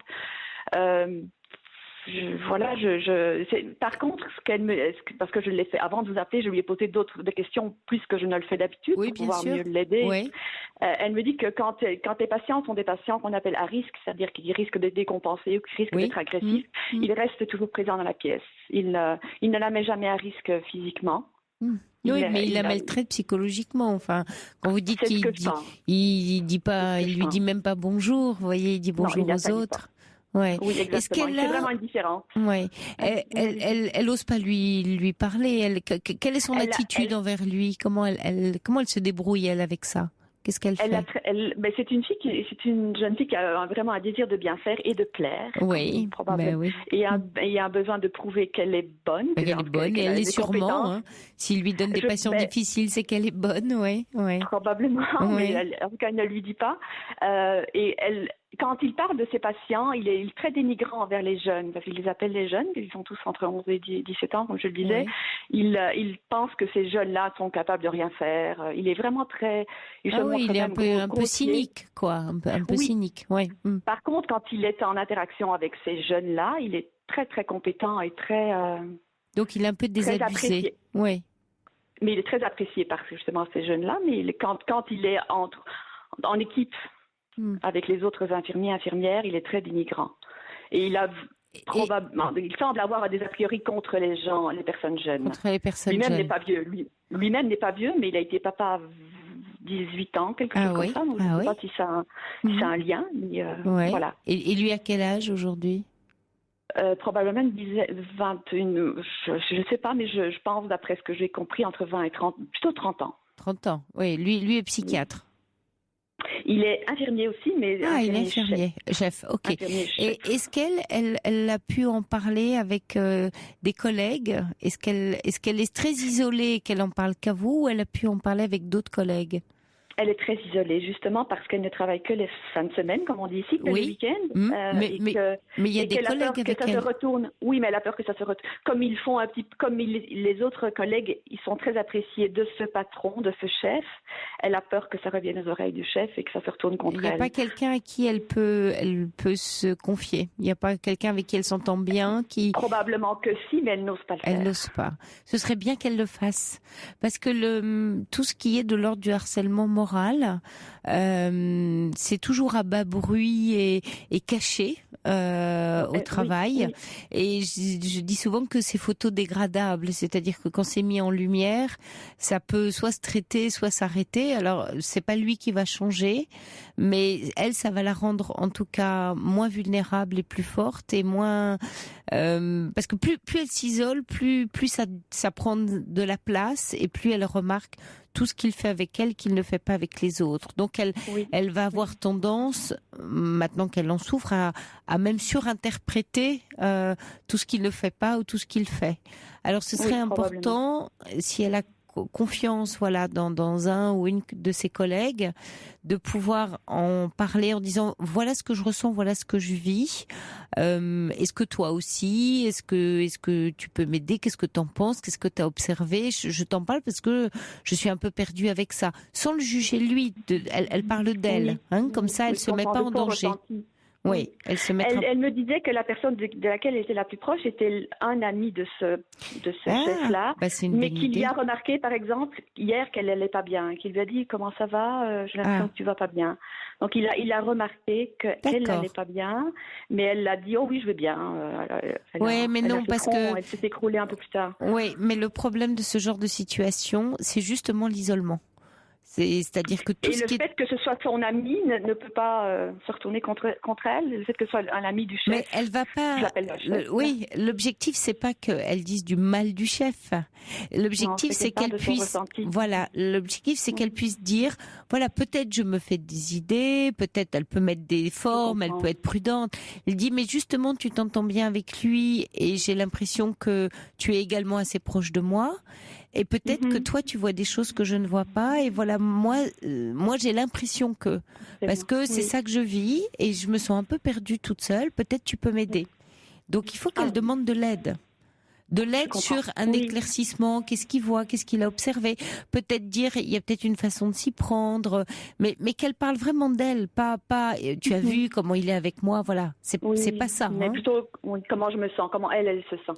Oui, et comme dit Yvan d'ailleurs qui envoie un message et qui rajoute une information, il faut noter tous les faits, il faut que ce soit très factuel, c'est-à-dire à la fois elle donne deux éléments, elle dit son ressenti, je me sens pas bien parce que, et voilà les faits, voilà ce que j'ai noté, voilà ce que je remarque, et je ne sais pas quoi faire de ça parce que moi ça me met pas bien. Mais ce ne sont que des faits. Et elle a besoin d'être aidée par quelqu'un qui est du service justement, et de pas rester seule avec ça, parce que non, ça peut pas se retourner. Si vous voulez, quand bien même il va en parler, soit c'est avéré, c'est-à-dire soit il lui en parle et il y a une vraie perversité. On peut prendre les deux scénarios de la part du chef en question. Et là, ce sera pareil, voire peut-être un peu pire, mais au moins il y aura une vraie réponse. Et s'il y a une vraie réponse, il y aura une décision pour elle à prendre de ne pas rester dans ce service ou de faire autre chose, parce que malheureusement, quand on est face à un genre de comportement, il y a que la fuite qui est possible, ou alors il y a un malentendu, et à ce moment-là, il y a peut-être une solution sur ce malentendu. Vous voyez, les deux scénarios sont possibles. Mais en aucun cas, elle devrait lui en parler à lui directement. Ah non, parce qu'il n'a pas l'air. C'est elle qui va être en difficulté. Elle n'est pas assez forte. Elle est trop blessée et trop craintive dans cette histoire. Et si elle lui en parle, elle risque de s'affaiblir encore plus, parce qu'elle ne sait pas vraiment à qui elle a affaire. En imaginant qu'il y a une certaine volonté, même inconsciente de sa part, parce qu'il a je ne sais pas quel problème avec elle. Et c'est de peut-être son fait à lui, hein. C'est lui qui a peut-être un problème avec elle. Mais s'il est dans le déni, elle risque de se blesser. Et dans ces cas-là, il faut toujours trouver un soutien à côté. Et tant mieux si ce soutien-là le connaît bien lui, ça ne peut être qu'aidant. Là, pour le coup, c'est un point positif. Bon. Parce qu'il saura lui répondre. Mais lui en parler directement, vous pensez qu'elle le sent de lui dire j'ai le sentiment que vous me battez froid, que vous me dites pas bonjour, vous voyez ? Absolument pas, non, du tout. Ouais, elle n'est pas prête du tout. Elle n'est pas prête. Moi, c'est ce que je sens dans ce que vous me dites, et je pense que c'est là, pour le coup, c'est pas une bonne idée. Au travail, ce qui est important, c'est de pas s'isoler, d'essayer de trouver des appuis avec des collègues, avec des pairs, des pairs PIR, pour se sentir soutenu. Et oui, Yvan demande, est-ce qu'il y a des délégués du personnel? Il y a une organisation RH ou sociale? Il y a une organisation syndicale, syndicale, mais elle n'a jamais eu. Elle est débutante, donc elle ne se connaît pas vraiment. Oui, elle est toute jeune. C'est pas facile, hein, 19 ans débutante, d'aller saisir des délégués du personnel. Elle n'a pas toute l'autorité. Enfin, c'est pas sûr qu'elle soit suivie, parce qu'on ne sait pas après quel lien il entretient lui avec les délégués du personnel de la structure. Oui. Si vous voulez, ça c'est le recours suivant. C'est-à-dire que si jamais les choses s'envenimaient, en admettant, on va faire deux cas de figure. Elle en parle à ce collègue qui va lui donner une réponse, qui va voir ce qui est possible de faire.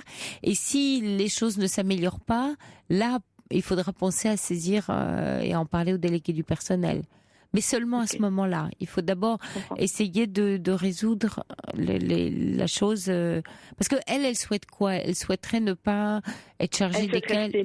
Mais elle souhaite rester là, et elle souhaite, être reconnue dans sa valeur et ne pas avoir des cas difficiles et chaque fois différents. Oui, parce qu'elle vient. Alors ça, vous voyez, ça c'est intéressant parce que c'est très factuel, et ça c'est quelque chose dont elle peut en parler avec ce collègue en disant voilà ce qui me pose problème à moi. Non, ne pas en faire qu'un sujet de personne, en faire un sujet de travail. C'est ça qui va aider. De dire je suis en difficulté parce que moi je ne viens que les week-ends, et les week-ends je ne retrouve jamais les mêmes patients. Donc je démarre de zéro avec des patients un peu difficiles. Donc je me sens un peu en difficulté, et comme je suis encore jeune. C'est vraiment ça qu'elle exprime quand elle m'en parle. C'est exactement ça qu'elle exprime quand elle m'en parle. D'accord. Ça c'est important, parce que ça c'est quelque chose dont elle peut parler à ce collègue-là et lui demander est-ce que tu penses que je peux lui en parler directement, toi qui le connais bien? Qu'est-ce que tu me conseilles de faire? Oui, je comprends. Mais ne surtout pas en faire un problème de personne. Voilà. Parce que c'est ça qui sera protecteur pour elle. Quand on a un problème au travail, il faut rester sur le travail. Ça aide à résoudre et du coup à ne pas envenimer. Et à préserver son estime personnelle, j'imagine aussi un petit peu. Ouais. Là, il y a un auditeur aussi qui envoie un message en disant j'ai subi le même type d'agression à mon travail avec un de mes chefs. Il a changé quand j'ai changé, cessé d'avoir peur de lui et me suis concentrée sur mon travail. Peut-être aussi sans sa peur. Oui. Il a probablement senti sa vulnérabilité. Elle se présentait là en se disant je suis probablement trop jeune pour être là. Elle ne l'a pas dit, mais elle le ressentait, et probablement qu'il l'a saisi, cette vulnérabilité. Non exprimée, mais bien présente. Oui, mais ce qui peut en faire une force chez elle, comme dit Emma, il ne faut pas en parler avec lui, mais ignorer ses remarques et être professionnel. Mais c'est difficile quand on a 19 ans et qu'on a besoin de savoir si on est dans l'axe. Mais ça, c'est une demande qu'elle peut lui faire aussi, de dire, là alors, pour le coup, voilà une demande qu'elle pourrait lui faire, de dire, bon, j'ai noté que vous ne me dites jamais rien sur mon travail. J'aurais besoin, comme je suis jeune et encore en formation, si vous auriez des indications à me donner, si ça vous convient, si elle peut aller chercher. C'est pas parce que c'est un chef que c'est Dieu le Père. Non, du tout, non. Et lui doit aussi un retour, à partir du moment où il est son supérieur hiérarchique, sur la façon dont elle travaille. Donc elle est en droit de demander quelque chose sur est-ce que la façon dont je m'y prends vous convient ou pas? Est-ce que vous pensez que j'ai des choses à améliorer et je voulais parler des cas que vous me donnez. Quelquefois, je me sens un peu dépassée. Vous auriez des conseils à me donner. C'est un supérieur, donc il est là pour la guider. Peut-être qu'il faut aller le provoquer un peu là-dessus. Mais sur le travail, encore une fois, sur l'action. Oui, et en fait, en lui demandant son aide, probablement qu'il va se sentir valorisé un petit peu. C'est possible et adouci du coup, parce que il y a peut-être aussi, et ça me fait penser à ça en vous écoutant, c'est que si elle est très courageuse et qu'elle serre les dents et qu'elle fait tout, peut-être que lui peut prendre ça comme une forme d'arrogance de sa part, de sa jeunesse, et se dire elle se débrouille comme une grande, elle n'a pas besoin de moi, tiens, je vais la tester. Oui. Et du coup, lui envoyer les cas les plus durs jusqu'à éventuellement la faire craquer. Mais parce que elle ne vient pas lui demander ni des conseils ni de l'aide. Ça existe cette forme de management. Ce qui n'est pas du harcèlement moral, ce qui est une façon de voir le travail et lui se sent en fait dévalorisé aussi par elle. C'est les deux faces de la même pièce. Elle se dit il me reconnaît pas et lui se dit elle ne me reconnaît pas comme chef puisqu'elle est là à se débrouiller et elle me demande jamais rien. Imaginez que chacun se dise la même chose. Ça fait un gros malentendu. Grand malentendu, en effet. Je vous remercie infiniment. Donc là, oui, elle peut peut-être faire les deux. En parler à lui et en parler aux collègues. En tout cas, parler du travail. Oui. Pas parler la même chose, pas parler des mêmes choses exactement aux deux, mais parler aux deux. Oui. Exactement. Mais je vous remercie vraiment infiniment. Bon courage à vous, Myriam et à elle surtout. Soirée. Merci de nous avoir appelés. Au revoir. C'est moi qui vous remercie. Au revoir, Sophie. Pour intervenir dans l'émission, appelez le 39 21. 50 centimes la minute plus coût de l'appel. Vianney, on est bien comme ça sur Europe 1.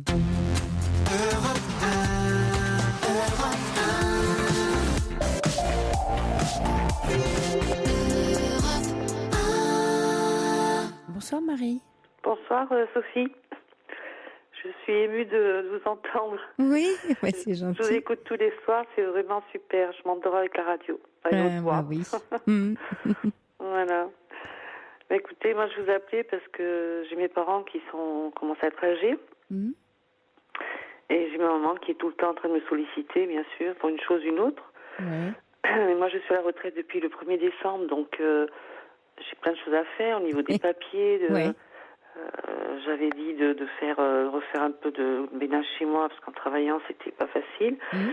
Donc voilà, aujourd'hui elle m'a encore appelé pour que j'allais les accompagner au loto, mais bon moi ce dimanche après-midi c'est 4 heures, je l'ai eu fait, mais bon là j'ai dit non. Il y a des fois j'ai du mal à dire non et des fois je culpabilise. Elle est toute seule, votre maman, ou il y a encore votre papa? Non, il y a encore mon papa. Mon papa a 90 ans, ma maman en a 83. Et vous êtes fille unique, Marie? Je suis une fille, j'ai une fille, puis j'ai 2 frères. Je suis pas unique. D'accord. Et je suis la seule fille de la famille. Ouais. Et elle est pareille avec les autres, ou il y a qu'à vous qu'elle demande? Non, il y a qu'à moi. Ouais. Parce que vous n'êtes pas loin, peut-être, ou? Je suis pas très loin. Je suis à 5 minutes de chez elle. Ouais. Mais j'ai un autre frère qui est pas plus loin que moi. Donc. Et qui dit plus souvent non que vous? Comment? Qui dit plus facilement non que vous? Oui, voilà, tout à fait. Ouais. Ouais. Vous, votre souci, c'est un peu la culpabilité que vous avez à lui dire non quand vous avez envie de faire des choses pour vous? Oui, tout à fait. Ouais. Est-ce que c'est possible dans ces cas-là de, voyez, un non argumenté, c'est-à-dire avec un peu comme une négociation, de lui dire bon, pas ce dimanche-là parce que j'ai prévu ça, ou je sais pas, je vois des amis, ou je range ma maison, j'en sais rien, enfin voilà. Mais ce que je te propose, vous voyez, vous enchaînez, dans la semaine, j'en sais rien, plutôt lundi ou mardi, je te réserve mon après-midi, c'est-à-dire c'est vous qui, avant qu'elle vous sollicite, c'est vous qui fixez dans votre agenda de la semaine ou des 15 jours les plages horaires, les temps qui vous vont bien pour faire quelque chose avec elle. Pour pas vous sentir... J'ai pas trop de choix. Je sais que le jeudi, il faut l'amener faire des courses. Oui. Tous les jeudis, vous l'emmenez faire des courses? Oui. Tous les jeudis. Et puis, il y a des fois, je l'amène faire... on fait des courses, mais en même temps, on fait des petites boutiques comme ça. Mais voilà. Mais c'est tout le temps... pour moi, c'est pas très agréable parce qu'elle me parle tout le temps de mon père, qui fait ci, qui fait ça, qui s'engueule tout le temps. Enfin bon... et moi, le jour où je vais avec elle, je rentre chez moi, je suis déprimée, quoi. Épuisée. Physiquement. Mon père, il a à ce moment, il paraît qu'il y a des vertiges. Moi, je ne l'ai pas vu tomber. Il a des vertiges et je lui dis, maman, c'était pendant la semaine dernière que je gardais mes petits-enfants. Et Et donc, je lui ai dit, mais pourquoi t'as pas appelé les pompiers? Ben non, j'ai mis une chaise, j'ai essayé de relever tout ça. Je lui ai dit, mais il faut que s'il a un malaise et qu'il tombe par terre, faut pas le bouger. J'ai dit, à ce moment-là, tu m'appelles, et moi, j'appelle les pompiers qui viennent chez toi, et après, voilà. Ben non, il veut rien entendre. Je leur ai demandé une aide APA, je te fais le dossier, etc.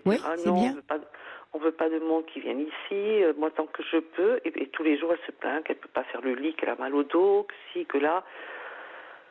Voilà, et moi... Mais là, elle a toujours été comme ça, ou c'est de pire en pire, ou c'est un peu nouveau, ou c'est depuis que vous êtes à la retraite? C'est de pire en pire. Oui, c'est de pire en pire.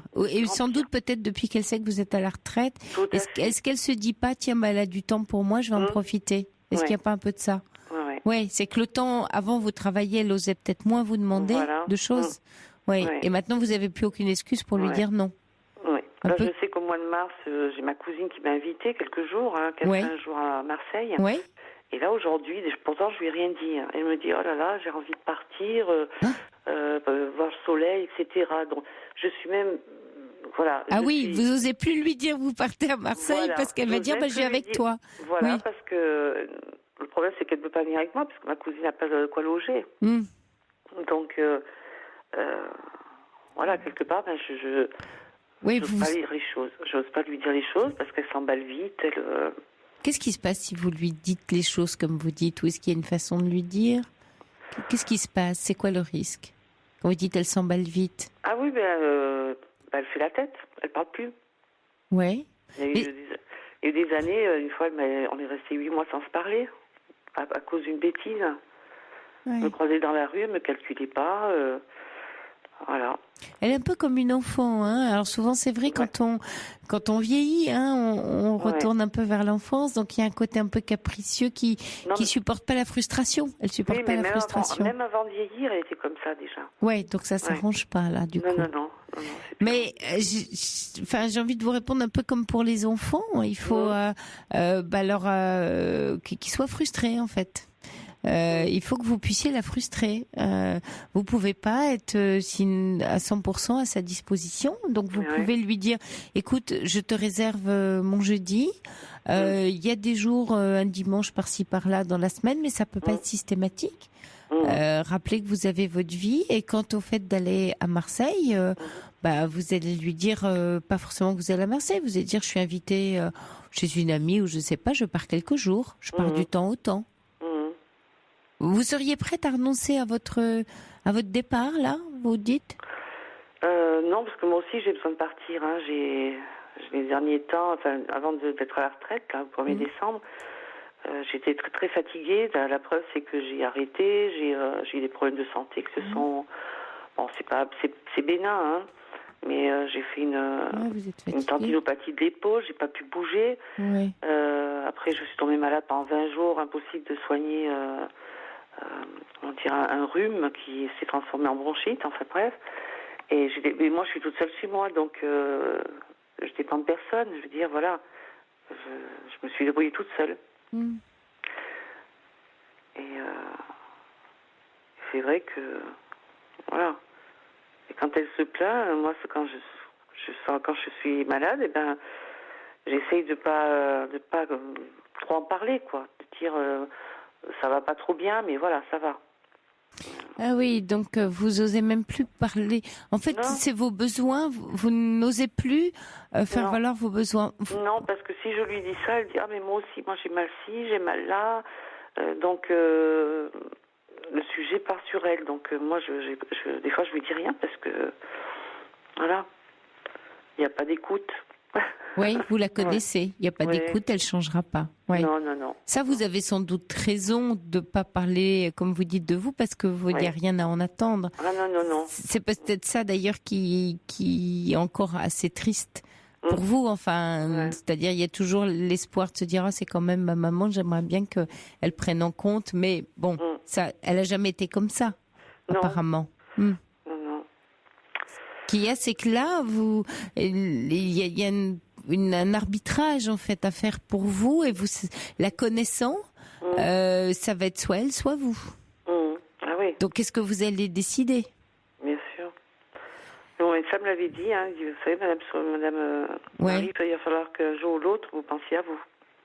Oui, ça me paraît important, Marie, parce que vous êtes disponible pour elle le jeudi. Vous voulez bien faire des choses pour elle le dimanche, mais elle vous met dans cet espace de culpabilité où vous savez que quoi que vous fassiez, ce sera jamais assez. Oui, donc c'est important que vous ayez conscience de ça pour vous dire, de toute façon, cette maman-là, manifestement, je la déçois. Voilà. C'est jamais assez bien, j'en fais jamais assez, je suis jamais assez là pour elle. Et maintenant, ça va être une histoire entre vous et vous. C'est moi, qu'est-ce que j'ai envie de faire pour ma maman, pour cette mère-là, quelle fille j'ai envie d'être, qu'est-ce que je peux donner qui me va bien.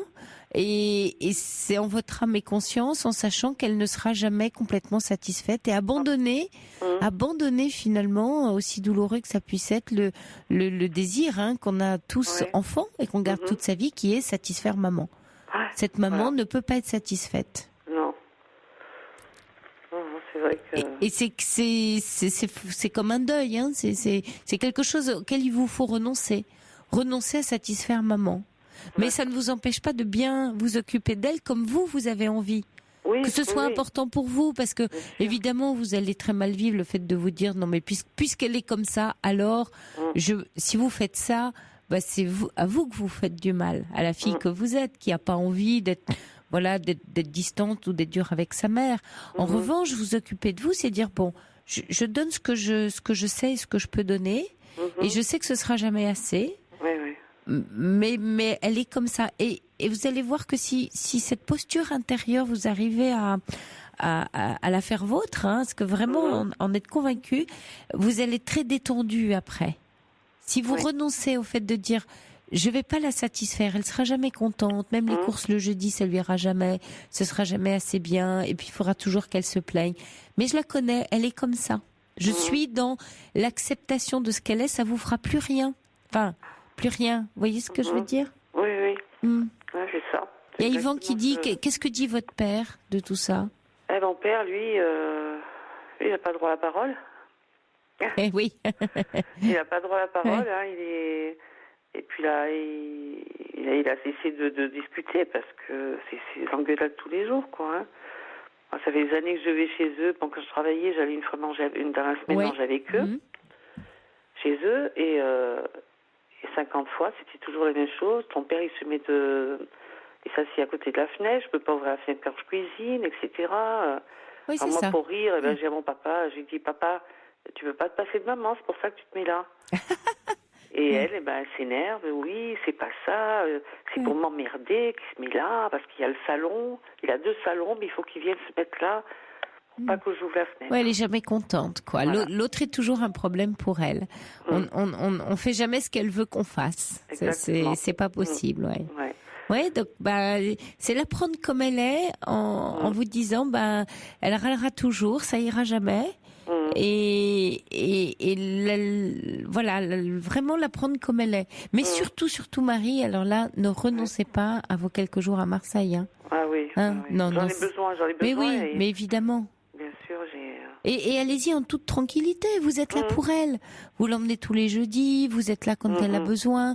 Elle sera de toute façon pas contente quoi qu'il arrive, parce que vous allez rester là. En imaginant que vous restiez là, parce que vous n'osez pas partir à cause d'elle, elle vous en sera pas reconnaissante du tout.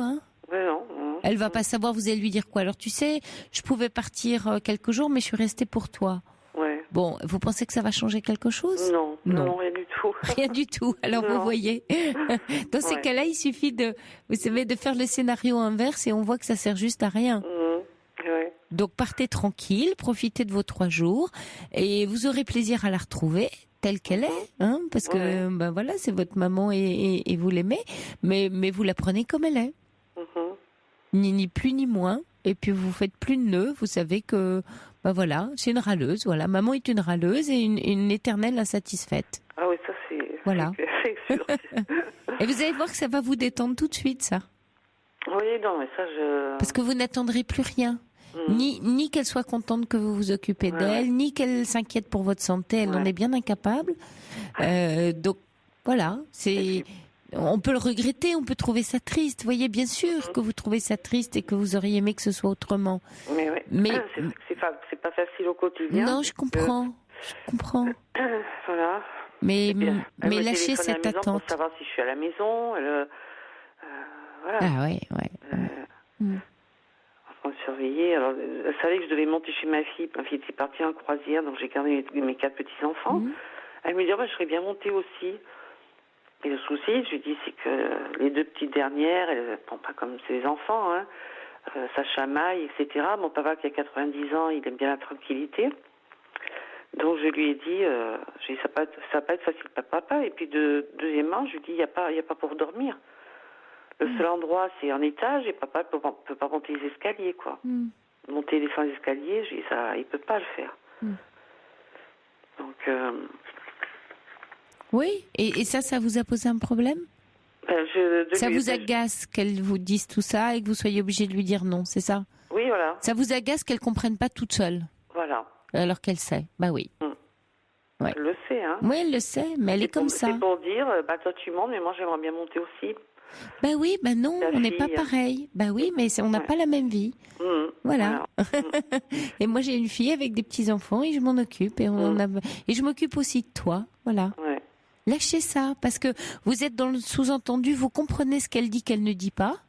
Et ça vous épuise, ça vous prend plein d'énergie. Vous savez, quand on est tout le temps en train de se dire, oui, elle me dit ça, mais en fait, je sais ce qu'elle pense. Et souvent, c'est ça avec les proches ou les parents. Ouais. On sait décoder ce que l'autre pense, mais c'est épuisant parce que du coup, ça vous encombre. C'est-à-dire, ce qu'elle ne dit pas, vous l'entendez quand même. Et en plus, quelquefois, sans doute, vous en rajoutez encore plus. Lâchez, c'est pas à vous. C'est à elle. Oui, elle se dit tout ça. Ok. Elle est comme ça. Mais c'est pas vous. Et vous avez votre vie et ça vous empêche, encore une fois, pas d'être une bonne fille pour elle. D'accord ? D'accord. Bon. Écoutez, je vous remercie beaucoup. Bon courage et bon séjour à Marseille, hein, Marie. Oui, allez, reposez-vous bien. Merci. Au revoir. Au revoir, Marie. Au revoir. Toutes vos confidences à Sophie Peters au 3921. Au 3921. 50 centimes la minute plus coût de l'appel. Bonsoir Audrey. Oui, bonsoir. Bienvenue. Merci. Moi, je vous appelle parce que je sors d'une séparation qui a été très difficile l'année dernière. Et je suis restée à peu près 15 ans avec la même personne, avec qui j'ai eu 2 enfants. Oui. Et depuis un peu plus d'1 an, ça fait là la 3e fois qu'il revient me chercher.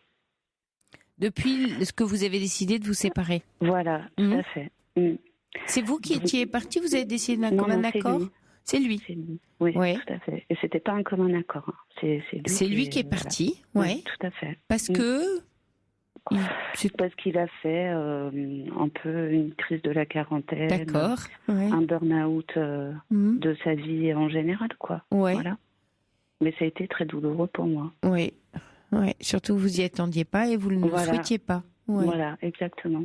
Et là, dans l'année, ça fait 3 fois. Il est revenu, voilà, tout à fait. C'est-à-dire, vous avez repris à chaque fois la relation quand vous dites qu'il est revenu ? La première fois, oui. Oui, combien de temps ? La première fois, oui, 2 mois à peu près. Ensuite, il est reparti. Pour toujours la même raison, il n'était pas bien. Ouais. Voilà. Ouais. Ensuite, il est revenu où là, j'étais plus sur la réserve. Donc là, c'est bon. On va dire que c'était un passage un peu à vide qui n'a pas duré. Et là, voilà. Donc là, il est revenu me voir. Voilà, il veut qu'on commence déjà par discuter. Il propose d'aller voir une personne extérieure pour un thérapeute de couple. Voilà, c'est ça, tout à fait. Donc voilà, je me préserve en même temps. Je me dis, il faut peut-être essayer. Ou voilà, après quand vous écoutez un peu les gens et vous regardez un peu sur les forums, tout le monde dit que quand quelque chose est cassé, il n'est jamais ni recollable ni réparable. Donc c'est un peu une situation un peu difficile. Oui, on a fait hier soir et je vous conseille de réécouter si vous voulez son témoignage. C'était à la fin, à toute fin. Ouais. Donc là, à la même heure que ce soir, c'était Anne qui nous appelait de Belgique, qui parlait de l'amour et qui disait justement, on dit toujours que quand il y a un break ou que ça s'arrête, c'est pas recollable. Ben nous, c'est pas vrai. Donc c'est juste pour vous dire que chaque histoire est singulière. Donc essayez d'écouter le moins possible ce que les autres font, parce que votre histoire de couple est unique. Par contre, écoutez ce que vous, à l'intérieur, vous ressentez très fort. Qu'est-ce que vous voyez, dans quoi, alors j'entends bien sûr que vous êtes un peu perdu, mais profondément, qu'est-ce que vous vous dites sur votre couple et qu'est-ce que vous vous êtes dit cette année, en courant de cette année? Alors, en fait, moi, je me suis dit qu'effectivement, les derniers temps, j'étais quand même assez malheureuse. Ouais. Malgré tout, on s'est aussi connus très jeunes. Ouais. Je me dis que voilà, quand un couple a passé déjà une quinzaine d'années ensemble, il est forcément un moment où il y en a un des deux qui a effectivement peut-être envie de faire une pause, faire un break, etc. Voilà. Ça arrive chez tout le monde et j'ai aucun problème avec ça. D'accord. J'ai plus un problème avec la souffrance que ça a procuré chez moi. Oui. En me disant, y retourner pour être heureuse et reconstruire quelque chose, oui, pourquoi pas, mais est-ce que je vais pouvoir faire abstraction de la souffrance qui m'a... Voilà. D'accord. En fait, c'est un peu comme vous voyez, je vais prendre l'image, on a un très gros accident de voiture sur la route de la vie, la route du couple, de l'amour. Et puis, on repart, mais on craint tout le temps de revoir le même accident. C'est que vous vous dites, si on repart, j'ai peur que ça recommence. En fait, vous avez peur que ça recommence parce que c'est comme un traumatisme. Oui, c'est ça, exactement. Ouais. Ça va traumatiser. Ouais. Oui, tout à fait. Et vous vous dites, moi, je suis pas prête à repartir pour revivre ce même traumatisme, pas deux fois. Voilà. Donc, je préfère être dans la souffrance où je suis en ce moment, même si je suis pas heureuse, même si je suis finalement moins heureuse, c'est ça, ce que j'entends. Ouais. Vous préféreriez quand même être avec lui C'est-à-dire qu'il manque quand même toujours. Il vous manque. Vous êtes attaché à lui. Voilà. Je pense. Enfin, oui, c'est sûr même. Oui, c'est sûr. Même. Voilà. D'accord. Ça, c'est important. C'est très important, Audrey, que vous veniez de dire ça. Parce que si, effectivement, et c'est très humain, c'est très naturel que vous soyez traumatisé par cette séparation que vous n'imaginiez pas et que votre confiance, finalement, soit trahie, perdue et que vous disiez, j'ai plus envie de me réengager parce que qu'est-ce qui m'assure qu'il va pas recommencer? Alors, il y a une chose qui peut vous assurer pas que ça ne recommencera pas parce qu'il n'y a jamais d'assurance vie, mais en tout cas, il y a une chose qui peut réparer le trauma et reconstruire, c'est effectivement de faire un travail ensemble. Et que cette séparation ait suffisamment de sens et de comprendre qu'est-ce qu'elle recèle, qu'est-ce qu'il y a dedans, en travaillant ensemble, pour pouvoir repartir en chemin, recommencer le voyage en ayant, si je reprends ma métaphore de la voiture, réparer la voiture et dont on sait qu'elle est bien réparée, elle va pas tomber en panne demain. Alors, je vais pas vous dire qu'il y aura jamais plus d'accidents, mais en tout cas, pas le même. Ce sera pas le même, voilà. Ce sera plus la même histoire. Mais la douleur, vous avez vécu un événement excessivement douloureux, et je reprends le terme de trauma, parce que le trauma, c'est un événement qui nous arrive comme une bombe, une déflagration, on s'y attend pas, voilà. Donc ça explose, ça a explosé votre vie d'un seul coup, et donc vous êtes encore en état de choc. Et ce choc-là, pour l'absorber, il faut pouvoir en reparler, mais vraiment depuis le moment où a eu lieu le choc.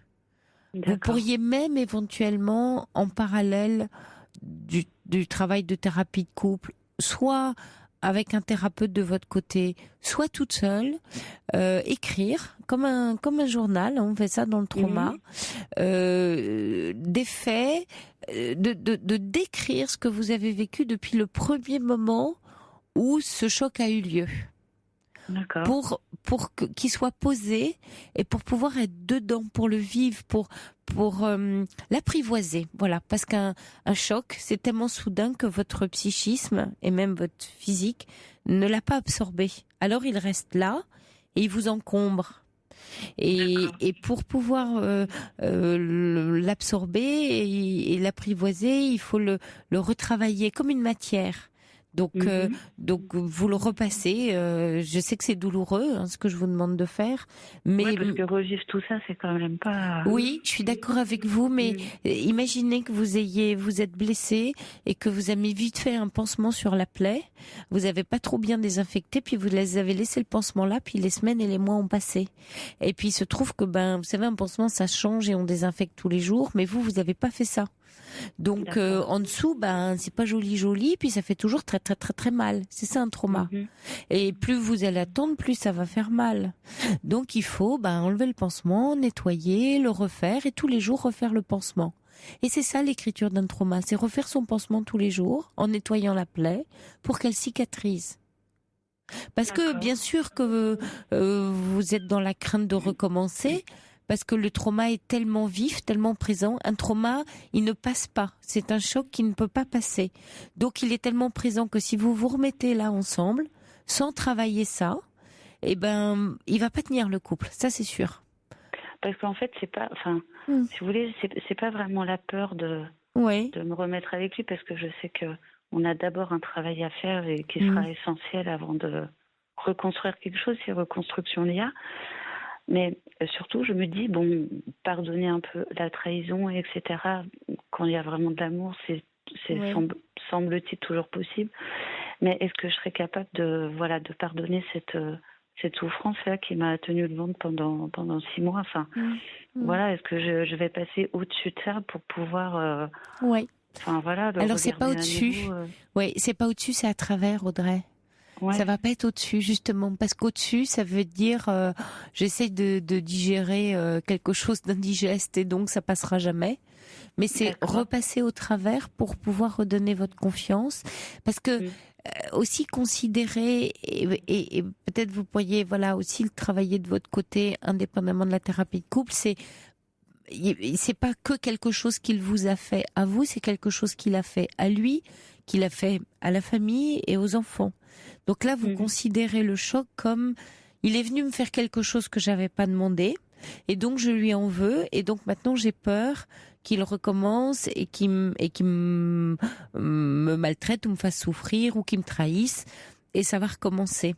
Mais vous êtes 2 dans la relation et ce qu'il a fait à votre couple, vous n'avez pas de culpabilité bien sûr en avoir, mais il y a quelque chose de vous dans cette histoire qui vous concerne.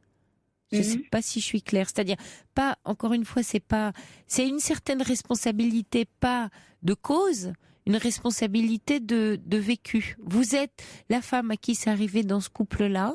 C'est peut-être son histoire à lui, sa crise de la quarantaine, mais qu'est-ce que ça raconte de votre relation, le fait qu'il soit parti? Vous voyez, quel type de couple vous êtes pour que votre mari, cet homme, à un moment donné, ait décidé de partir et pourtant il revient et vous dites, il y a encore de l'attachement, sinon il serait pas revenu 3 fois dans l'année. Vous dites, en fait, il me manque, je tiens à lui. Donc, vous êtes tous les 2 en train de manifester de l'attachement. Et ça compte. Vous pouvez pas passer outre. Mais l'attachement, c'est pas de l'amour. Quand il y a vraiment de l'amour, c'est... Mais l'attachement, c'est les racines de l'arbre. Il est attaché dans la terre, l'arbre. Il est pas. Je suis en train de vous dire que l'arbre, il est pas déraciné. Il y a de l'attachement entre vous, donc il y a encore des racines. C'est là, c'est attaché encore. Par contre, il fleurit plus votre arbre. Voilà, il est en hiver, quoi. Il donne plus de fruits, il donne plus de feuilles. Il est tout gris. Alors, comment vous allez le travailler? Est-ce que vous allez comprendre, je sais pas moi, quelle mouche l'a piqué cet arbre, quel moucheron s'est posé dessus, il a attrapé une maladie en hiver, vous l'avez pas vu. Vous voyez, imaginez que votre couple c'est cet arbre, il est tombé malade et vous avez pas vu la maladie arriver. C'est triste les arbres qui meurent. Alors, soit il va mourir, soit vous pouvez peut-être faire quelque chose pour qu'il reparte. Et c'est vraiment ça l'histoire. Et donc c'est pas que lui qui vous a fait quelque chose, vous êtes ensemble, même si c'est vous qui avez terriblement souffert et que vous l'avez vécu comme un trauma. Mais c'est intéressant que vous compreniez qu'est-ce que vous avez vécu de traumatique pour vous que vous puissiez traverser ça. Sinon ça restera toujours quelque chose qu'il vous a fait et vous lui en voudrez toujours parce que vous serez plus dans le bateau, vous serez plus dans l'histoire. D'accord. Ok. Donc pensez à cette image de l'arbre. Oui, je vais y penser. Ouais. D'accord. Et puis j'espère, après. Et voir, peut-être il y a un traitement pour ce bel arbre, quoi, qui a 2 enfants et qui a encore des racines, qui est encore en terre, quoi. Il n'est pas déraciné. Il y a Anna qui dit, moi je regrette tellement de ne pas avoir tout, elle écrit en majuscule, fait pour reconstruire notre relation avec mon ex-compagnon, parce qu'après, les regrets c'est pour toujours, dit Anna. D'accord. Ok. Au moins d'essayer quelque chose, parce que là, oui, c'est banal, je vais vous dire, la peur n'évite pas le danger. Que vous ayez peur, bien sûr, Audrey, ça se comprend, mais ce serait dommage parce qu'on a peur de ne pas prendre le risque de reconstruire un bonheur. Je suis d'accord, mais il y a quand même beaucoup de travail. Il y a du travail, oui, il y a du travail. D'accord. Mais vous imaginez un arbre malade dans un jardin, il y a du travail avant qu'il refasse des pousses, quoi. Oui, il va y avoir des traitements. Mais bon courage à vous, Audrey. Hein. Ok. Oui, merci. Bon travail. Au revoir. Merci Bonne beaucoup. nuit. Au revoir. Il est minuit. Vous écoutez Europe 1. Je vous souhaite une très très très belle nuit. On se retrouve demain 23h. Je vous laisse accompagner Nico Saliagas avec Sortez du cadre et rentrez dans votre lit. Bonne nuit.